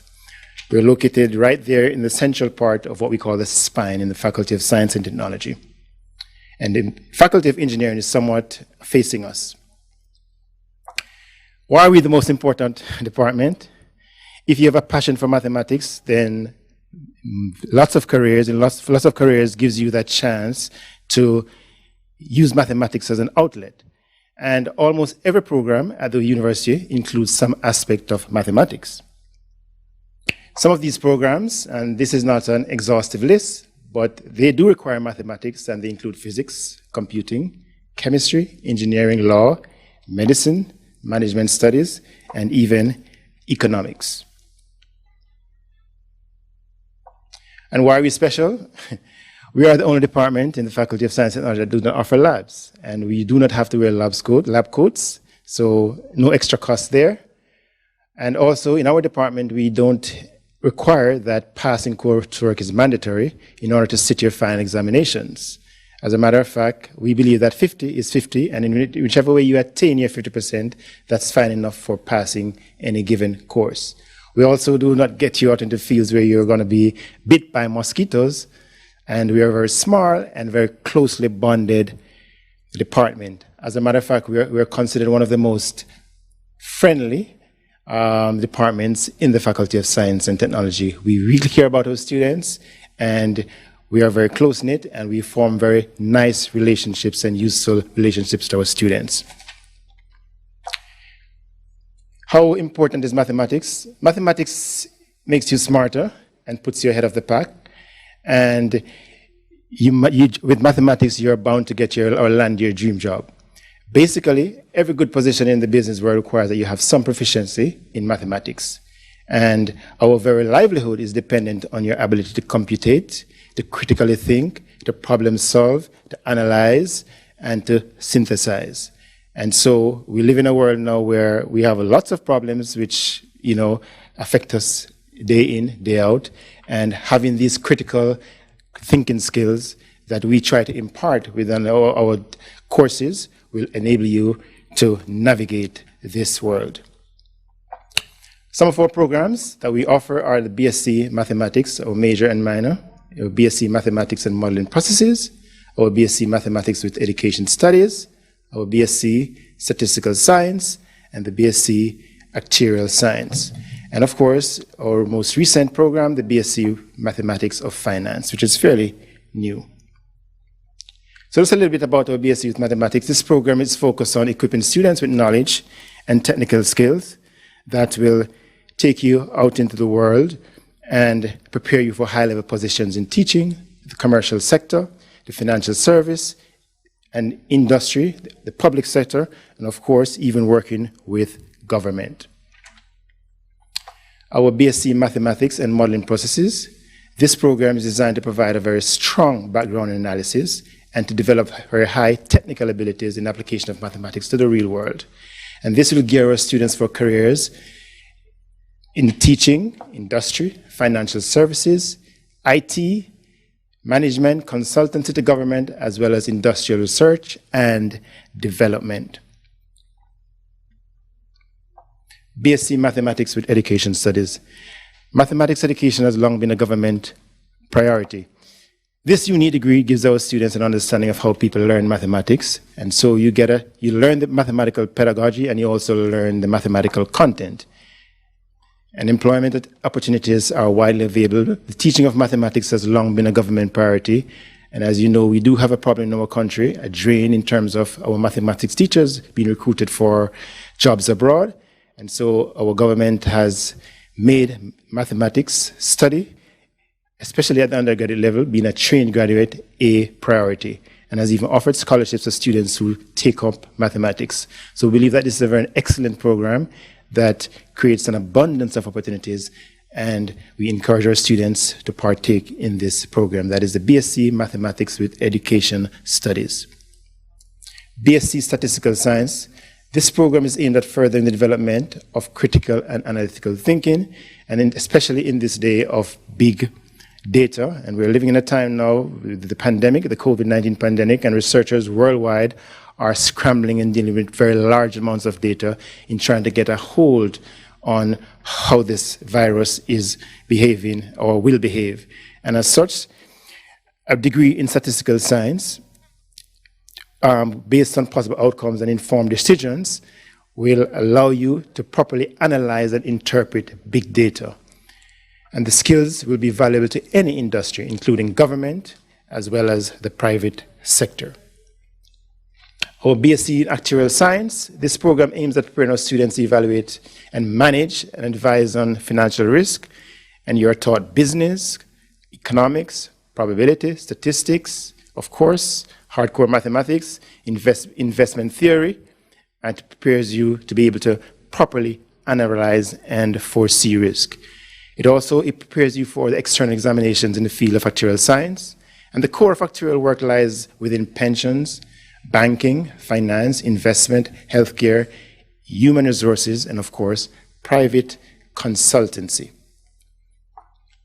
Bsc Mathematical Science. For those of you who don't want to become pure actuaries, we have created this degree. It's a combination of mathematics and financial expertise, and it allows you to have the satisfaction of pursuing a career in finance with a very healthy dose of mathematics while looking at a wide range of financial topics.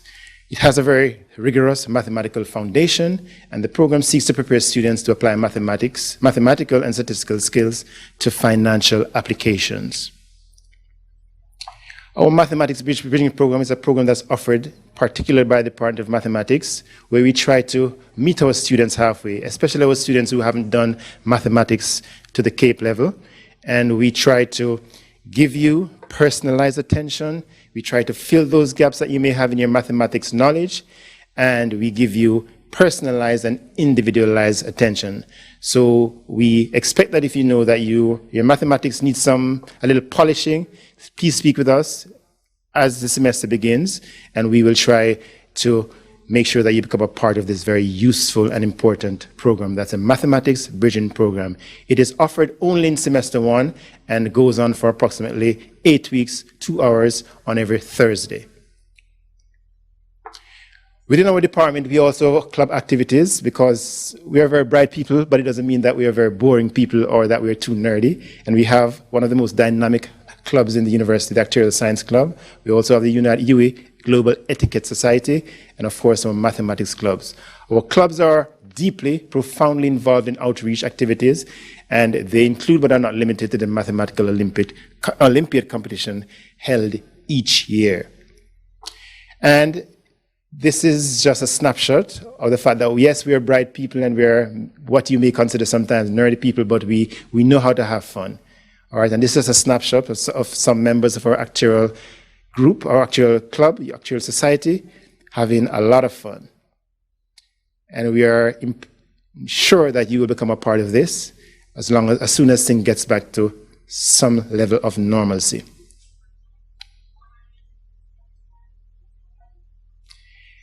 And while our students play hard, we work just as hard, and here are just a snapshot of 2 of our recent students who have been exceptional nationally. We see there Mr. Everett Mosley, who won the Prime Minister's Award, and Mr. Timor Jackson, who was also Rhodes Scholar in 2013. And while we work hard, we produce world-class individuals who go on to contribute profoundly to nation building. And here's just a snapshot of some of our staff, our mathematics team, our actuarial team, and our statistic team. So we look forward to seeing you in September, be it online or be it face-to-face, and we know that you're going to have a beautiful sojourn here at the University of the West Indies, and in particular in the Faculty of Science and Technology, and working closely with the Department of Mathematics. Welcome once again, and thank you.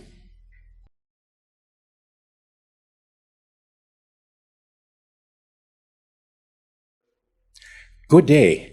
I'm Dr. Coley from the Department of Chemistry, UWI, and of course I'm a lecturer in chemistry. Now, I would simply like to welcome you to the Faculty of Science and Technology. It's an excellent place to begin and to build your future. And what better place to do it than with the Department of Chemistry?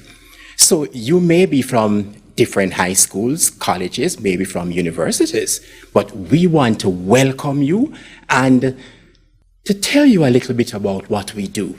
So there are several different majors in chemistry. There are 4 majors: a major in general chemistry, a major in applied chemistry, a major in food chemistry. We also have a major in environmental chemistry. Through these majors and all our courses, what we aim to do is to educate you so that you can think critically, be innovative, and be problem solvers. These are the skills, the competences that you can use to achieve your dreams wherever those dreams take you. And look at some of our past students. Certainly, we have students who have been through our programs and are now working in major overseas labs. We have one student who is actually a lawyer, having completed a major in applied chemistry. And you may not recognize it, but the lady in the top left-hand corner is, in fact, a lecturer, having gone through our chemistry programs. You too can achieve your big dreams. So let's talk about some of the majors in chemistry. First up, the general chemistry major. In this case, we focus on aspects of pure chemistry, that is, physical, organic, inorganic, and analytical chemistry. However, we build on top of those core courses and deal with things like medicinal chemistry, materials chemistry, analytical, and of course, inorganic chemistry. You get the chance to participate in an undergraduate research project that might lead you into areas like cancer research, drug discovery, making new materials, or perhaps making new catalysts for major reactions. Let's mention our applied chemistry major. In this case, our focus is to focus on major industrial issues. We look at problems within an industry, we look at the chemistry involved, and of course, we work out the issues and solve the issues. Let's look at food chemistry. Now, a range of exciting things are involved in this particular major. Certainly, it's built on top of the regular basic chemistry courses, that is, organic, inorganic, analytical, but then we go on to things like food processing, the chemistry of foods, food safety, and how we assure quality. So, of course, we look on the actual analysis of foods, but we also process raw materials into foods that we either can or process in other ways that are shelf stable, and you get a chance to participate in all of this. Yes. Then there's environmental chemistry. Once again, it's based on the core chemistry. However, we go out into the environment, we look at real issues, we assess those issues and develop solutions. So we go through atmospheric chemistry. We look at aspects of soil or marine or freshwater chemistry. And there is the option of participating in an undergraduate research project once again, where you tackle a real life environmental issue and of course develop solutions for it. So why should you do chemistry? There are a range of issues, a range of possibilities, and they are all worthy of study. Chemistry is a gateway to getting into other careers that you may find interesting. So let's say you want to get into medicine or engineering. Well, the concepts of chemistry will serve you well. And if you want to go into your own business, even if you want to simply make soaps, then chemistry is an interesting gateway, an interesting pathway to lead you into those careers. You can go on to do a master's in chemistry or a doctoral degree in chemistry. So where do chemists work? Well, they work several different places all over Jamaica. But we don't just train you for working in Jamaica, we train you as a scientist for the world. So, of course, there are food-based industries, heavy industries like cement or bauxite or sugar, and then there are analytical laboratories where you can display your skills. So if you don't wish to do a major in chemistry, are there options to do a minor? Certainly. There are 5 minors in chemistry.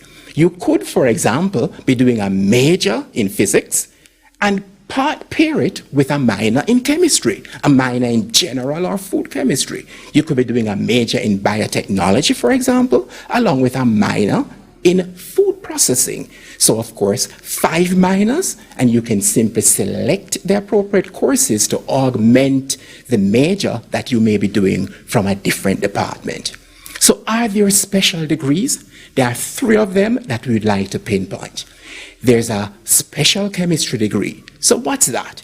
It really is a major in chemistry along with additional exciting courses in chemistry. And this prepares you for the world of research. So if your interest is to come up with that next new drug or that next new chemistry-based process, special chemistry is for you.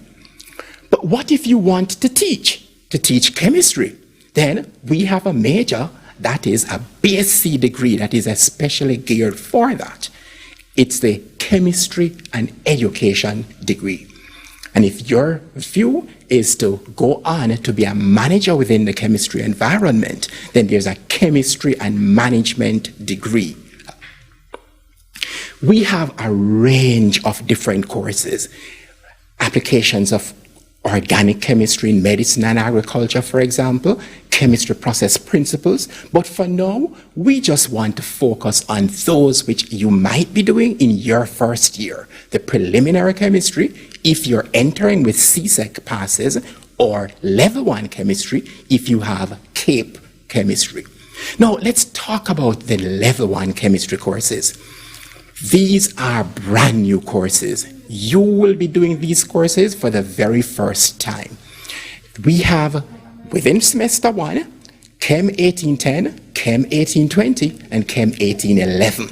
Chem 1810 and Chem 1820 are lecture-based courses. They are 2-credit courses, relatively short courses, both done in first semester, and you have the option of doing the Chem 1811, which is the laboratory course, which is run in that semester.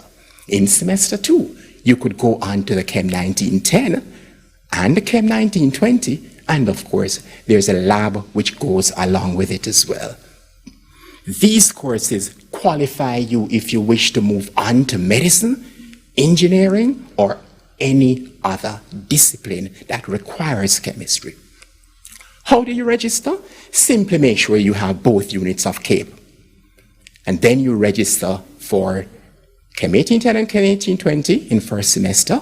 And of course, you could choose to also do the laboratory course, Chem 1811. And it's the same format for second semester. Remember, register for lectures and tutorials. There are 2 lectures per week for each course, and of course a tutorial, and the lectures are repeated. Now, suppose you have passes in CSEC chemistry only, grades 1 to 3.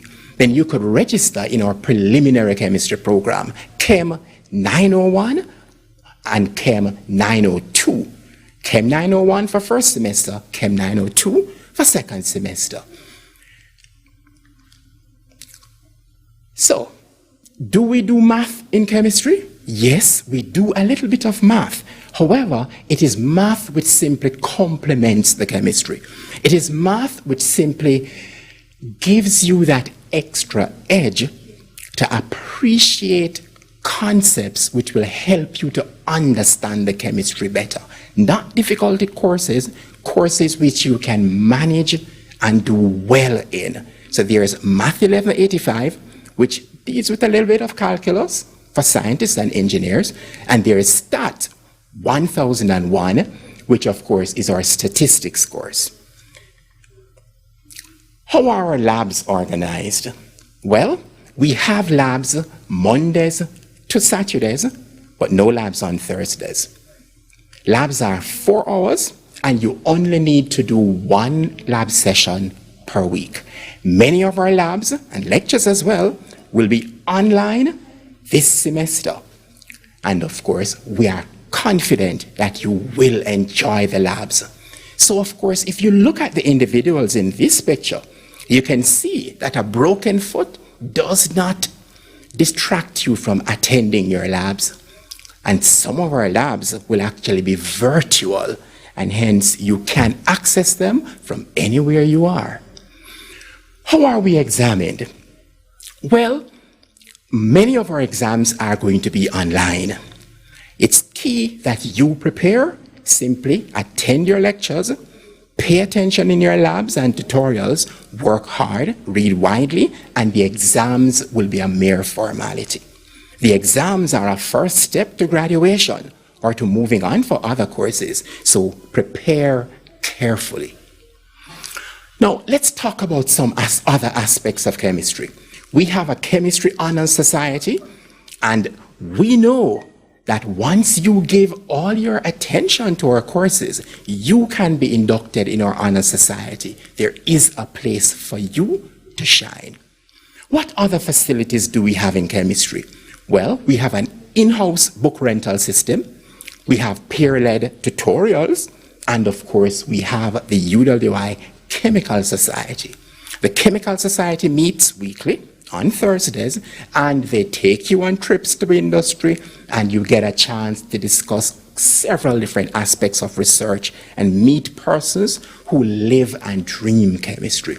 The peer-led tutorials, I should mention that, because it allows you to learn aspects of chemistry from other persons who would have done the courses the year before you. So it's peers teaching peers. Let's talk about chemistry and our students interacting with the world. We participate in international competitions, and our students get a chance to go abroad and display their science to the rest of the world. And yes, we celebrate because quite often we are the winners. Food chemistry, look at some of the foods that are prepared. But not just the foods. Think about the chemistry involved in preparing those foods. Those are some of the things that we focus on. We tell you, welcome to chemistry. We are anxious to have you participating in our courses, in our programs, and combining our programs with other programs from the faculty or from other faculties. We know that you will do well and you will enjoy not just our courses, but the program and the experience overall.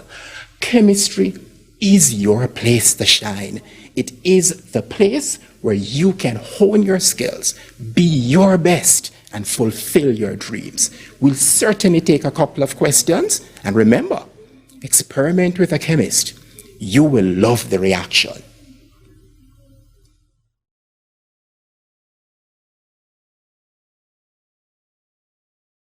Hi, everybody. I expect that you've all been welcomed so far, so I just want to extend a hearty welcome from the Department of Physics and to congratulate you on your entry into the UWI. So I want to give you a brief walkthrough of the Department of Physics and to get you really excited about it. Now, some of you in the past may not have been interested in physics, but I promise you, at the end of it, you'll be interested, and we have something for you. Whether you did physics before or not, we have something here for you. So the Department of Physics, we're relatively small, but we have a lot to offer. Academically, we provide a very challenging environment, and because we are small, the personal interaction between yourself and the lecturers is very good.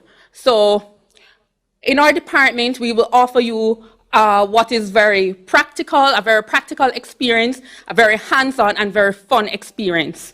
And it will be a very different experience from what you had in high school or any other time before when you said, nah, physics isn't the thing for me. But I promise you that what we have to offer you will be very, very different, and you'll love it.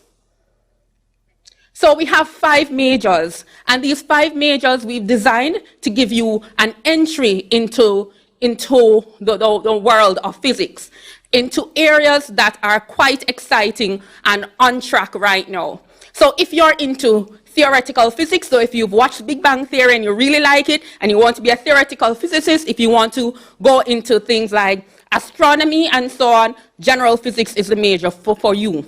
If you are interested in continuing to higher education, or if you want to become a physics teacher, this is also the major for you.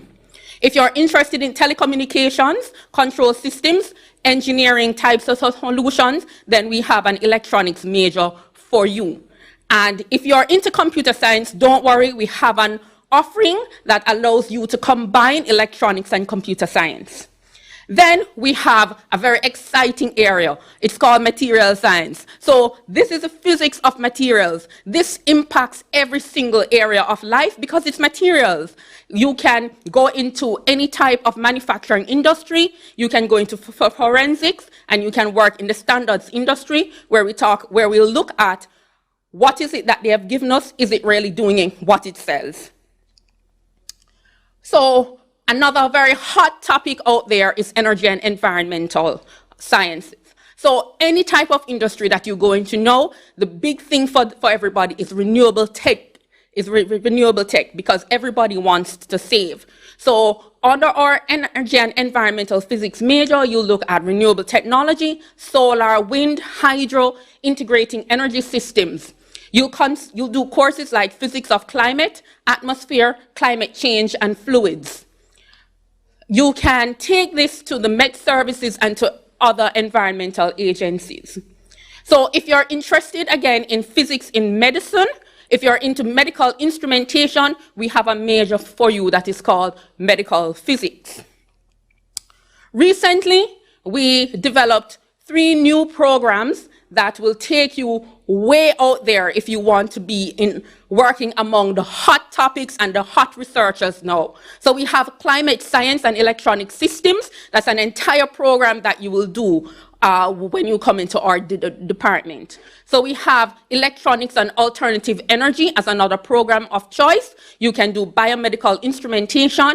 And as I said before, we have electronics and computer science that you can combine to give you your major. So if you're not really planning to come and stay with us in physics, full-time, no problem. As I said, we have something for everybody. So if you're more into chemistry or into life sciences, we have made it so that you can do a minor in renewable energy management. As I said, if you're in chemistry and you go out into industry, that industry will be very interested in renewable energy. So that's an added bonus for whoever is going to employ you, because you have a minor in renewable energy management. And let's say that you don't want to take the entire minor. We fixed it so that we have an offering for you. And the great thing with this minor and our individual offerings is you wouldn't have had to do physics before. So we've designed this program so that you can fit right into our department. So we have an offering for essentials of renewable energy technology and solutions. So this will be our first semester course. In the second semester, you'll do advanced renewable energy technology and solutions. So if you're a chemist, if you are a life scientist, and you go out into industry, you have a lot to offer because you have a very good understanding of renewable energy. For those of you in physics who would like to remain with us for the long haul, we have a great set of research areas. So again, we have some hot topic areas. We have climate change and variability, and this will include some computer modeling. We have renewable and alternative energy research, where you can look at the efficiency of these systems, and you can do it in the local context. And we also look at new technologies and hybrids of these systems. We also have research in electronics that is geared towards signal processing and developing novel applications in speech and image processing. We also have a research in satellite systems. Another area of research for us is material science, and this covers a wide range of things. We have forensic fire analysis, so we actually have a fire research lab. We have novel materials for road aggregates. We have a bioglass research team, and we have advanced research in semiconductor development. We also have a medical physics research group, and they look a lot at medical radiation physics. What about our facilities? So we have our undergraduate laboratories that you spend most of the first few years in. We also have a virtual lab that will accommodate any simulations that we would want you to have access to. We have a wind turbine, we have solar panels, and we have newly installed solar modules that will be a part of your energy program. We have a weather station, we have very large telescopes. As I said before, we have the fire research lab, and we also provide space for extracurricular activities. So we have the astronomy club, we have the medical physics club, and the electronics club.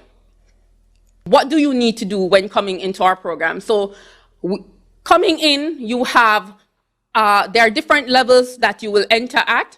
If you are coming from the CSEC level, then you will come in at our introductory level, and the courses that you will take are listed on the board: Phys 0411, Phys 0412. All of these courses are your introduction to physics. So if you did CAPE, but if you did CSEC and you did not do CAPE, we have you covered with our introductory courses. If you did CAPE, then you will come in on our level 1 program and you will start your degree at this point. As always, physics has something to excite you, so we have the Physics Honors Society. So all of you coming in have great potential, and I'm sure many of you, if not all of you, will end up in our Physics Honors Society. So this is fantastic because we have our breakfast treats twice per semester, and you will be introduced to speakers within the different areas of physics during this time. All right, so you'll get to meet people in the industry. We have several programs in our department that allows you to travel and study. So we have the Huawei Seeds for the Future program. This is a 2-week cultural and work experience trip to China. We have the Sophia University program where you go for 2 weeks to study in Japan. So our department facilitates travel. Or if you're not going to be traveling, then we will seek to bring the world to you. Right here in the pictures, the Professor Klaus von Klitzing was a Nobel Prize. He won a Nobel Prize in physics in 1985, and he came to see our students. And so we try as much as possible to bring science from around the world to you. In addition to our department, our groups, we have the Robotics Club, and for the last few years, they have placed 3rd in the international competition, and so we do have a lot to offer you if you are into things like robotics.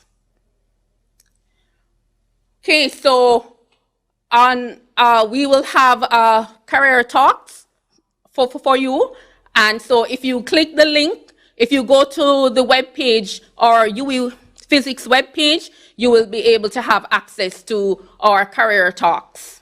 Okay, so thank you so much for not clicking off and tuning out, but to stay with us and learn all about physics and what we have to offer you.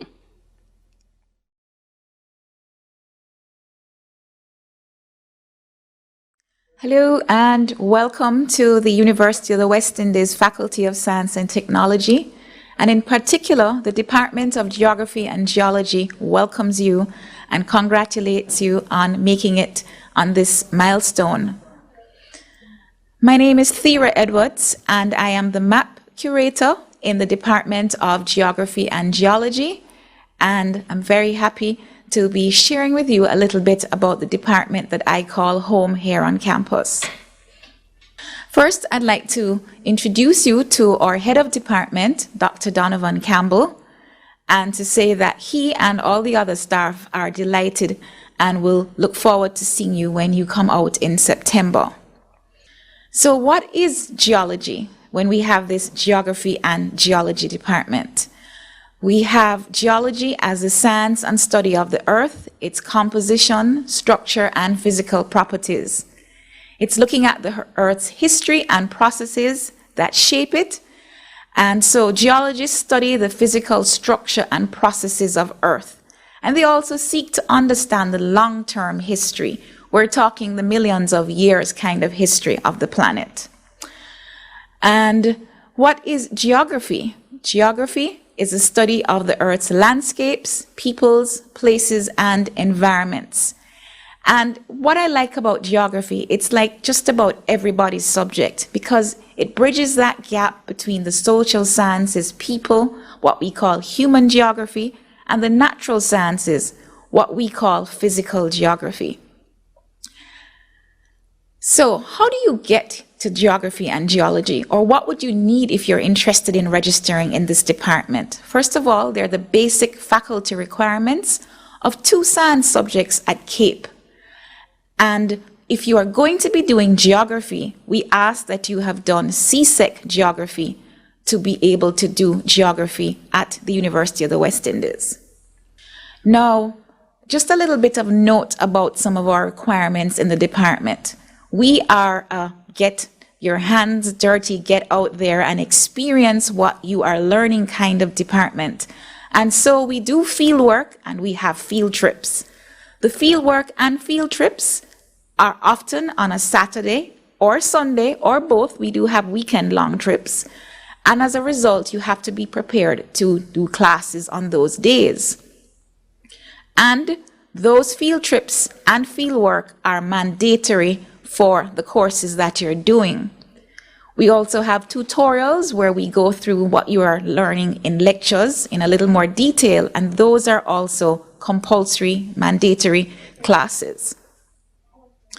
So at the undergraduate level, we offer the BSc or Bachelor of Science in Geography or the Bachelor of Science in Geology. We also offer the Bachelor of Arts in Geography for students registered through Humanities and Education. So in our department, you can be registered either in the Faculty of Science and Technology or in the Faculty of Humanities and Education. You can have a major in Geography, a major in Geology, and we have a hybrid program which takes in a mix of Geography and Geology courses called Geoscience. And the Geoscience major straddles the two areas. You can then minor in Geography and Geology, or we have a Human Geography minor as well. Some of the courses that you might do in our department are Population, Migration and Settlements, Urban Geography and Urban Regional Planning, World Economy, Agriculture and Food, Geographies of Development, Geography of the Caribbean, Climate Change in the Tropics, Climate and the Biosphere. We also have Tourism Planning and Development. We have Earth Processes, Geomorphology and Soils. We look at Disaster Management, and we know that's very topical right now. Tropical Land Management. We have Geographical Information Systems and Remote Sensing, and we have course in Environmental Change. For Geology, there are a whole suite of courses. We have Earth Materials and Plate Tectonics, Earth Processes and Historical Geology. We have Paleontology, which is also good if you're somebody who's interested a little bit in taxonomy and you might be doing life sciences as well. We have Sedimentology, Igneous and Metamorphic Petrology, Structural Geology and Geological Mapping, Hydrology and Hydrological Modeling. Very topical right now as we're going through drought, not only in Jamaica, but in a number of Caribbean islands. Caribbean Geology, Minerals and Mineral Deposits, the more economic side of things, Geological Maps and Environmental Geology, Field Geology, Water Resources, Geophysics, Sedimentology, Environment and Facies, Petroleum Geology, and we again offer in this program GIS and remote sensing. So we have the undergraduate level, but we also have postgraduate level programs. We offer at this time research programs. There's the MPhil in geography or the PhD in geography, the MPhil and PhD in geology. And of course, you're seeing some of our very vibesy postgrads on the right, and you're seeing them hard at work at their desks in their postgrad room as well on the slide. Now, while we have a lot going on in the department, you can also combine the courses in geography and geology with some courses from other departments to make some interesting career options. With chemistry, many of our students do the occupational and environmental safety and health courses. With the Department of Life Sciences, they often do programs in marine sciences, and quite a number of students have been doing course combinations in physics. So like if you do climate physics and paleontology, you can look at paleoclimatology. For petroleum geology, and you do the renewable energy courses in physics, you are now looking at a bright career in the energy sector. As you know, we're exploring many types of energy, not only petroleum, but we're looking at renewable, solar, wind, and so on. Now, some very important people to help you navigate all of this as you're seeking to find your career pathway and your best academic program would be our undergraduate academic coordinators. You have, for the geography section, Dr. Michael Byrne, and for the geology section, Dr. Thomas Steeman. The department also has some specialized units. We have the earthquake unit, which is a research unit of the department, which is directly funded by the government of Jamaica through the Ministry of Science, Technology, Energy, and Mining. The earthquake unit is a hub for earthquake monitoring and research, and it has the central recording station here at the Uwi Mona campus, but it also operates the Jamaica Seismograph Network and the Jamaica Strong Motion Network. So those earthquake bulletins you see coming out about the felt earthquake bulletin that tells you where the center was located and the magnitude, that's the work of our earthquake unit. We also have in the department the map and image library. That's where you'll find me. So as the map curator, I am the person that will help to find aerial photographs, maps, satellite imagery, and the map and image library has some large tables, specialized equipment like light tables, and of course we have not only digital maps, but we have lots of maps on paper covering not just Jamaica, but the Caribbean. And then the other place that you'll find interesting is the Geology Museum, and we have a number of geological specimens, and of course we have fossils. From time to time, we do facilitate tours of both the Map and Image Library and the Geology Museum. The department also has a number of clubs and societies affiliated with it. At the student level, we have the UWI Geographical Society and we have the UWI Geological Society. Professional organizations that we have associated are the Jamaican Geographical Society, the JGS, and the Geological Society of Jamaica, the GSJ. So you've done your program in geography and geology. Where are you going to work? What are some of your options? You can work in industry, petroleum, energy, mining, water. There are a number of environmental agencies or private companies. You can become an entrepreneur. We've had students who have launched their own businesses. You can become a consultant. You can work within government, National Environment and Planning Agency, Urban Development Corporation, ODPEM, a number of places. There are research centers. The Earthquake Unit is an example. Seismic Research Center out of St. Augustine in Trinidad. There are specialized laboratories. There are museums. And of course, you can be like a number of our staff and return to teach at the University of the West Indies or some other college, tertiary education, or in the high school system.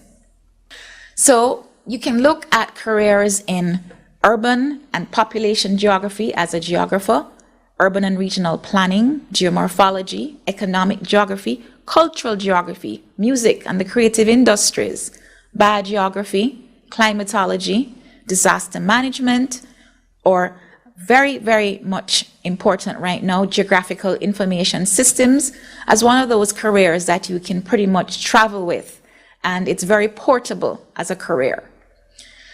So geographical information systems is really that perfect hybrid, and it's used by both the students, lecturers, and researchers in the department for all kinds of aspects of our work. It allows us to view, understand, question, interpret, and visualize data in many ways, not just in the 2 dimensions, but their 3D and video visualizations, time series visualizations that you're able to do. And so crossing over into geology, there's paleontology, volcanology. We have a number of active volcanoes in the Caribbean. Seismology, looking at earthquakes and earth motions. Hydrology, hydrogeology, mineralogy, sedimentology, petroleum and exploration geology. There have been finds in Guyana recently, and there's still oil exploration happening all over the Caribbean.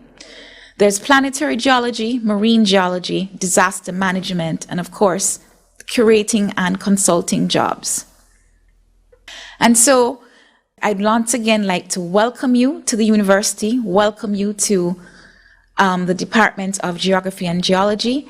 And if you have any more questions, you can reach out to us at geoggeol@uwimona.edu.jm or by calling 876-927-2129 for any further queries. Thank you so much.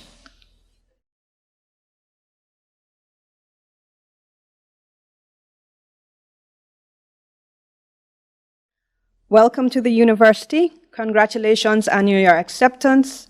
My name is Mrs. Kisha McLeod-Martin. I am from the Department of Basic Medical Sciences.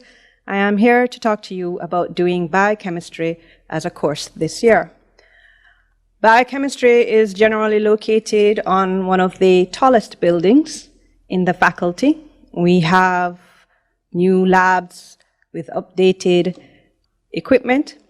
We are a part of the Department of Basic Medical Sciences, which has in 5 other sections: anatomy, pharmacology, physiology, physical therapy, and where we also offer forensic science as a master's program. So biochemistry is a part of that section. What is biochemistry, you may ask? Biochemistry is the study of chemistry in biological systems, and what we do is look at how biological systems function, their processes, the cycles that take place in these biological systems. And this will include humans, plants, animals, microorganisms, and viruses. So with biochemistry, we have different, where biochemistry serves as a core, we have different areas. So we have biotechnology, we have molecular biology, biophysics, immunology, pharmacology and toxicology, food science areas, medical science areas, neuroscience, plant biochemistry, and microbiology. And all of these serves as different areas where biochemistry is the core. In order to do biochemistry, what you are required to have is CAPE chemistry, both units of CAPE chemistry, units 1 and 2, and you're also required to have CSET biology in order to do our courses. For your first year in biochemistry, we have 4 level 1 courses where we introduce you to the different areas that are in biochem. We have BIOC 1020, which is cellular biochemistry. It's the theory part of the course where you're learning about different macromolecules and you're learning about the biological systems. Then we have the lab component, which is separate, where we do things like separation techniques, enzymatic analysis, and these form the core of doing a biochemical degree.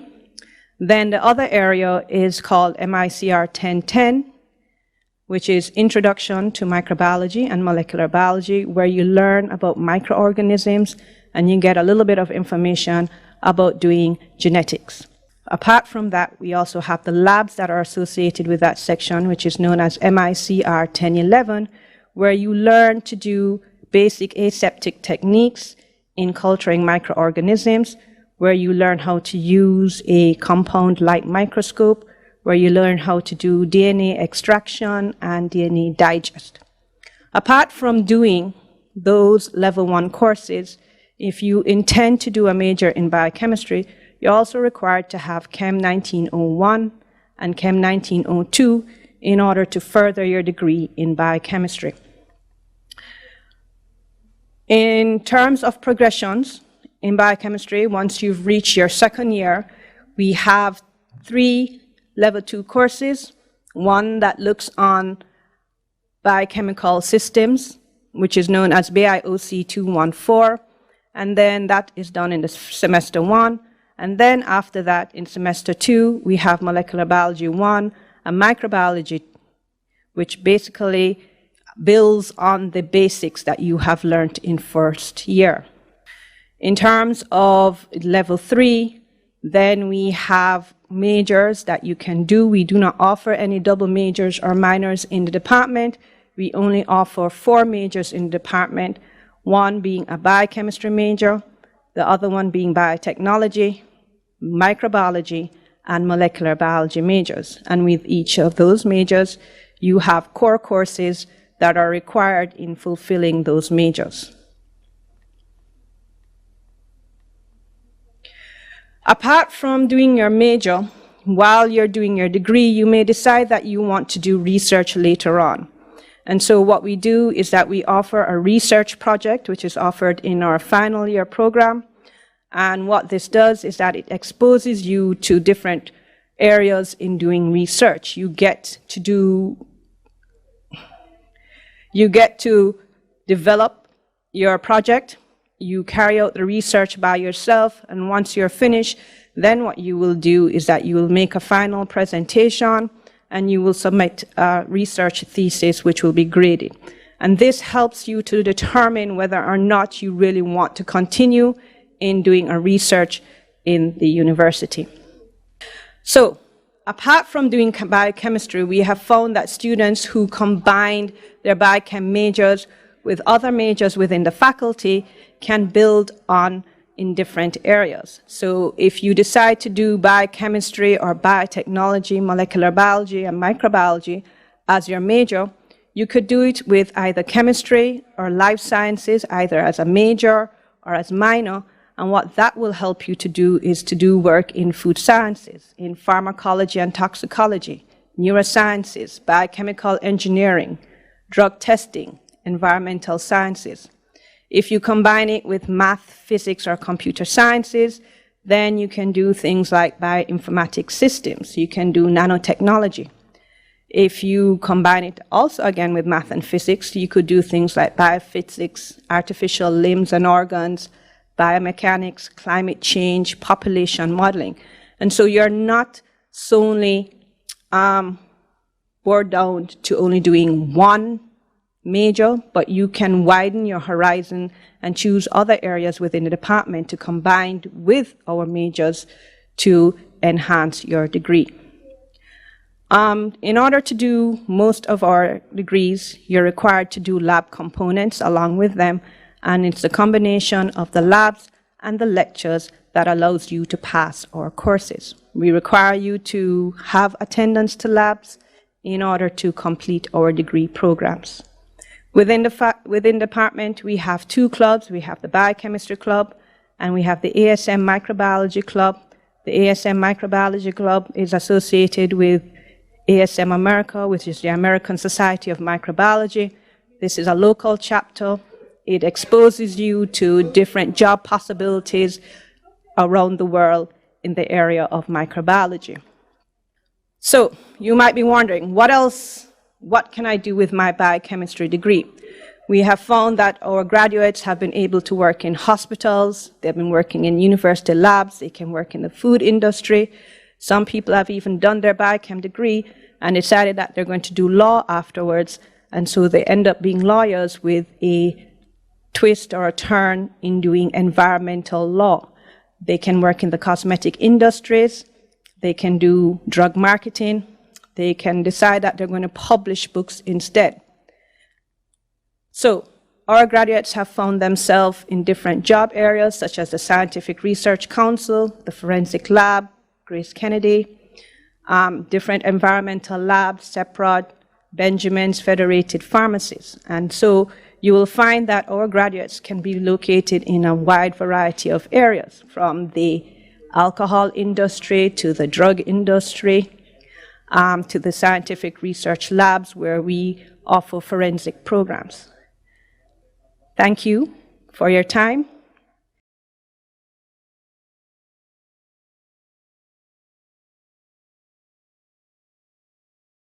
Hello everyone, I'm Dr. Frederick Boyd from the Department of Life Sciences. The Department of Life Sciences is one of the largest departments that exists in the Faculty of Science and Technology.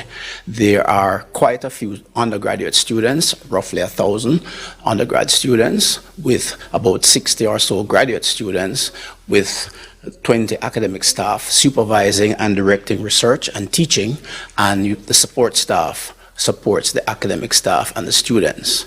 In our department, we actually have two off-site entities which are part of the marine research. Two marine labs, Discovery Bay Marine Lab, which is located along the North Coast Highway in Discovery Bay, and lots of world-renowned research is being done at the Discovery Bay Marine Lab.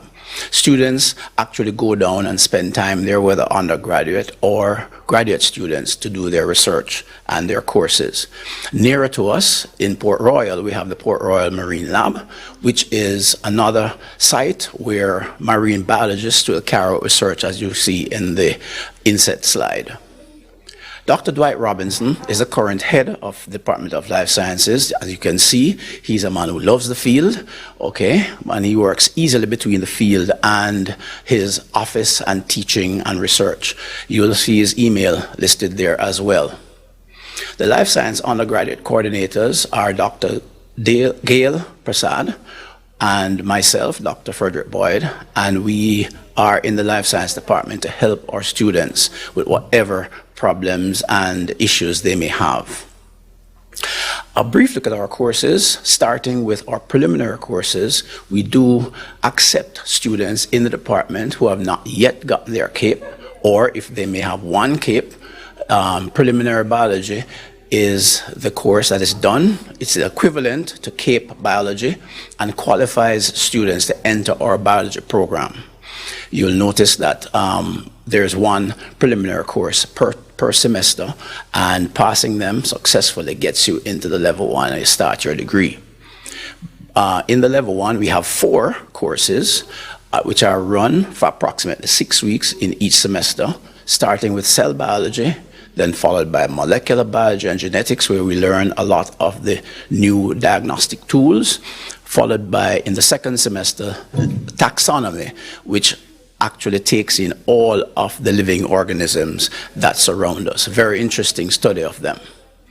We recommend that when you register, you select the same lab and tutorial streams for all your courses. So for example, if you're doing 1017, followed by 1018, followed by 1262 and 1263, you ensure that you are registering for the same lab time, same day, etc. So it minimizes disturbances in your timetable. In order to complete a major in life sciences, you have to complete all level 1 courses. Some minors will allow you to be able to pass through some courses, but you will need to do all 4 level 1 courses successfully in order to do our majors.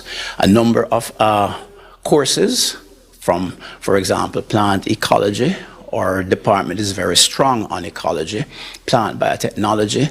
We also have oceanography, aquaculture, parasitology, immunology, many different lines which lead to working in ecology, working in medicine. There's economic botany, where there's a new opening in the world today of naturopathic doctors, etc., and lots of different work that is subtended by these courses. One of our majors, we have Bsc in environmental biology, where you may either focus on land-based environmental biology or marine environmental biology. And we have some pictures here of students who are actively in the environmental biology program doing more than just learning about science. In our experimental biology, this major keeps you more in the lab, whereas environmental biology takes you out of the lab on field trips, etc. Here we see on the left a student using the Potter's Tower as they investigate some factor that affects insect distribution. Major in plant biology, studying plants. We see Professor Tennant there in one of the insets with her students as they carry out micropropagation and various studies on plants. We also have a herbarium, one of the largest herbariums in the region, with lots of specimens and information on them. The major in plant biology takes you through micropropagation, as we said before, medicinal botany and horticulture, etc.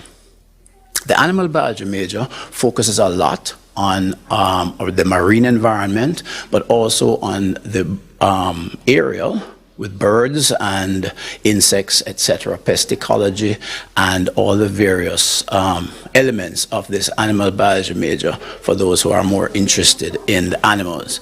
The marine biology major is one of our most common and largest majors. A lot of people are interested in this. We're an island surrounded by water, and so it makes sense that a lot of our students will be involved in marine biology. For this, it's highly recommended that you be able to swim and manage yourself in water, as this is a plus in helping you through the marine biology. The major in terrestrial and freshwater ecology involves mainly studying our rivers, many rivers on the north and east of the island in particular, and features a lot of field trips as students go and study various ecological factors associated with our water bodies on land. Terrestrial and freshwater ecology, closely related, where we do work within the lab, as you see in the bottom left, and on field trips and studying insects and various aspects of Jamaica's ecology. Then there is biology with education, as we accommodate our teachers who seek to develop teaching skills with a background in biology. And there are a number of courses, including our ecology courses, that is a part of this program. The Department of Life Sciences courses mix well with a number of other courses, for example, biochemistry and biotechnology. Chemistry, those are the two main ones that students do along with life science courses, but also physics, math, geography are other subject areas in our faculty that students will find very helpful. And even out of faculty courses such as mass communications, if you get into broadcasting and scientific journalism, etc., then management, you may very well end up having your own environmental company, and psychology, etc. Career options run the gamut from agronomist, plant pathologist, forest ecologist. Those are some of the plant science ones. We have freshwater biologists. We have micropropagation, fisheries, soil scientists, parasitologists, immunologists, etc. Other career options in the marine biology and in agribusiness, which is becoming more and more important for Jamaica. And you will see a number of these which are shown to you here. Okay, there's an important component, biological research, where in our final year, students are exposed to doing research on their own, guided by their supervisor, and this may lead you on to postgraduate work, as well as enriching your educational experience. The last thing we want to leave with you is that when you enter the university, don't be deterred by any challenges. Persevere against all odds. This is actually a picture of a lizard that was in my office for quite some months until I realized that it actually died still hanging on. So students need to hang tight and do well. Well, welcome to the University of the West Indies. Welcome to the Department of Life Sciences. We look forward to seeing you when the semester starts.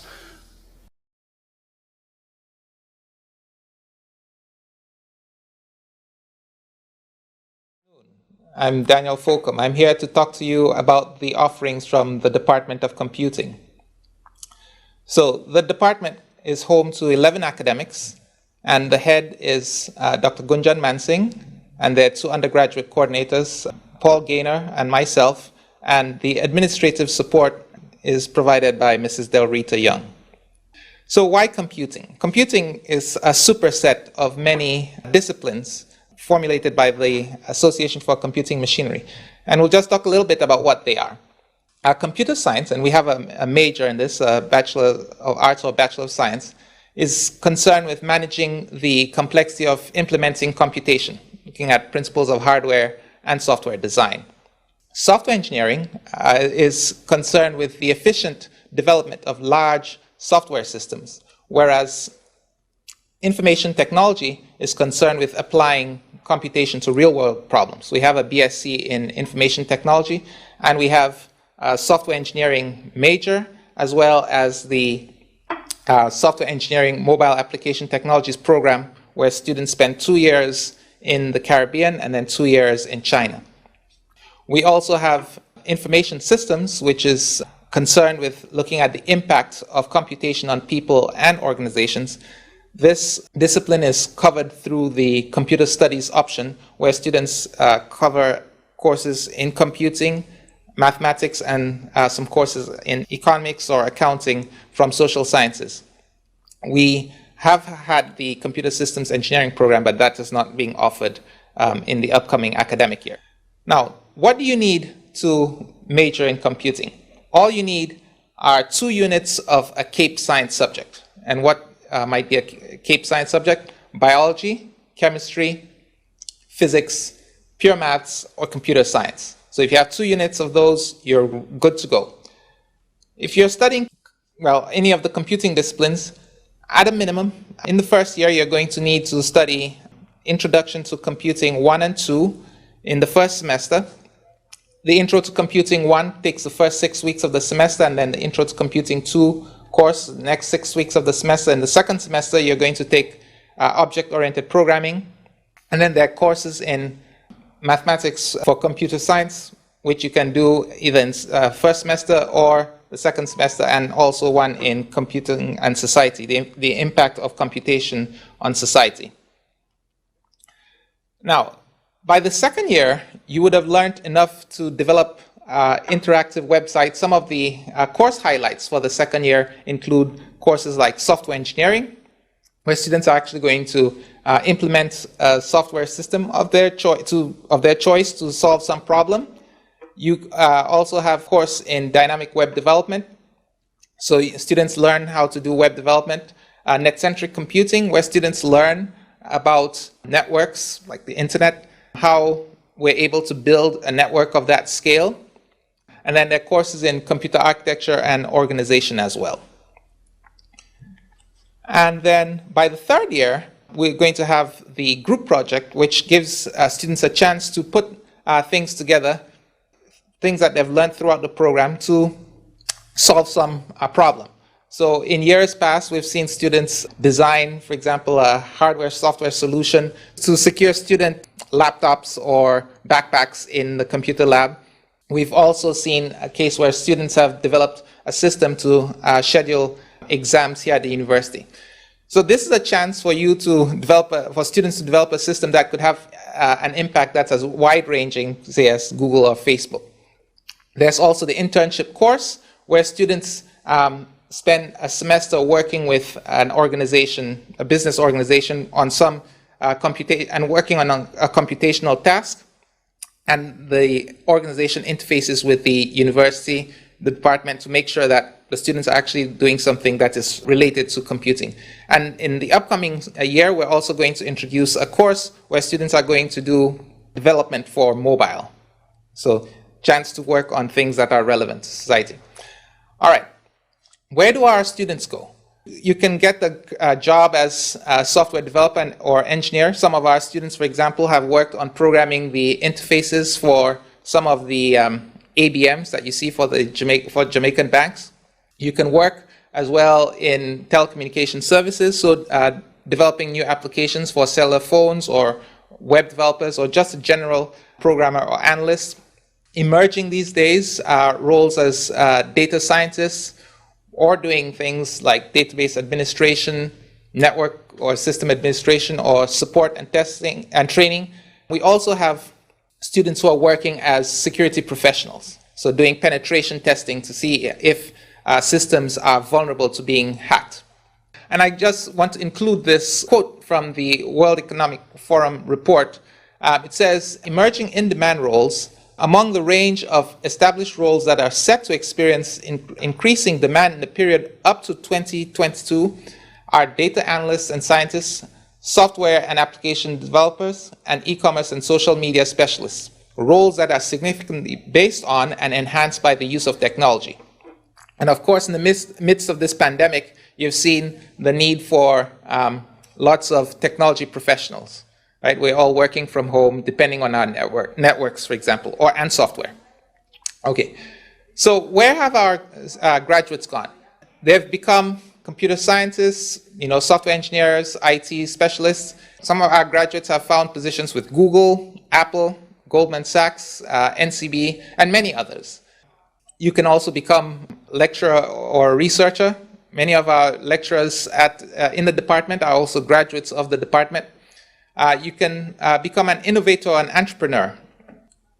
What about extracurricular activities? Well, the main one is the Computing Society, and this club meets on Thursday afternoons during the semester, traditionally.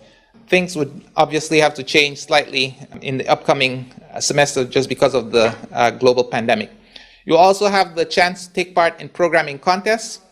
There are hackathons. This picture here is a picture of a number of our students who are taking part in a hackathon about 2 years ago. Then there is the opportunity to take part in the intercollegiate programming contest. This one is a contest where students get about 4 hours to solve different programming challenges and they're pitted. The students who are taking part in these contests are participating sometimes against students regionally and also in other nations. There's the IEEE Extreme, which is a 24-hour extreme programming contest. It's done virtually. Students get 24 hours to solve problems, and these problems come out every so many hours. And the students who solve the most problems over that window are declared the winners. So there is ongoing research. Here we have a number of the research groups listed. So there's CIPHER, that looks at intrusion and forensics. That's led by Dr. Busby Earle. And then complex systems modeling, that is led by Professor Danielle Kerr. Computer networking, led by myself. Dr. Mansingh leads a group that works on knowledge discovery and intelligent systems. And then Dr. Ashley Hamilton-Taylor has a group that looks at simulation and visualization. And Dr. Claudine Allen leads a group that looks at software engineering. So if you have more questions, you can contact the department. The department's main email address is computing@uimona.edu.jm. And if you have other questions about the undergraduate program, you can either contact me, and my email address is listed on the slide, or Dr. Paul Gaynor, and his email address is listed on the slide as well. Thank you very much for your attention.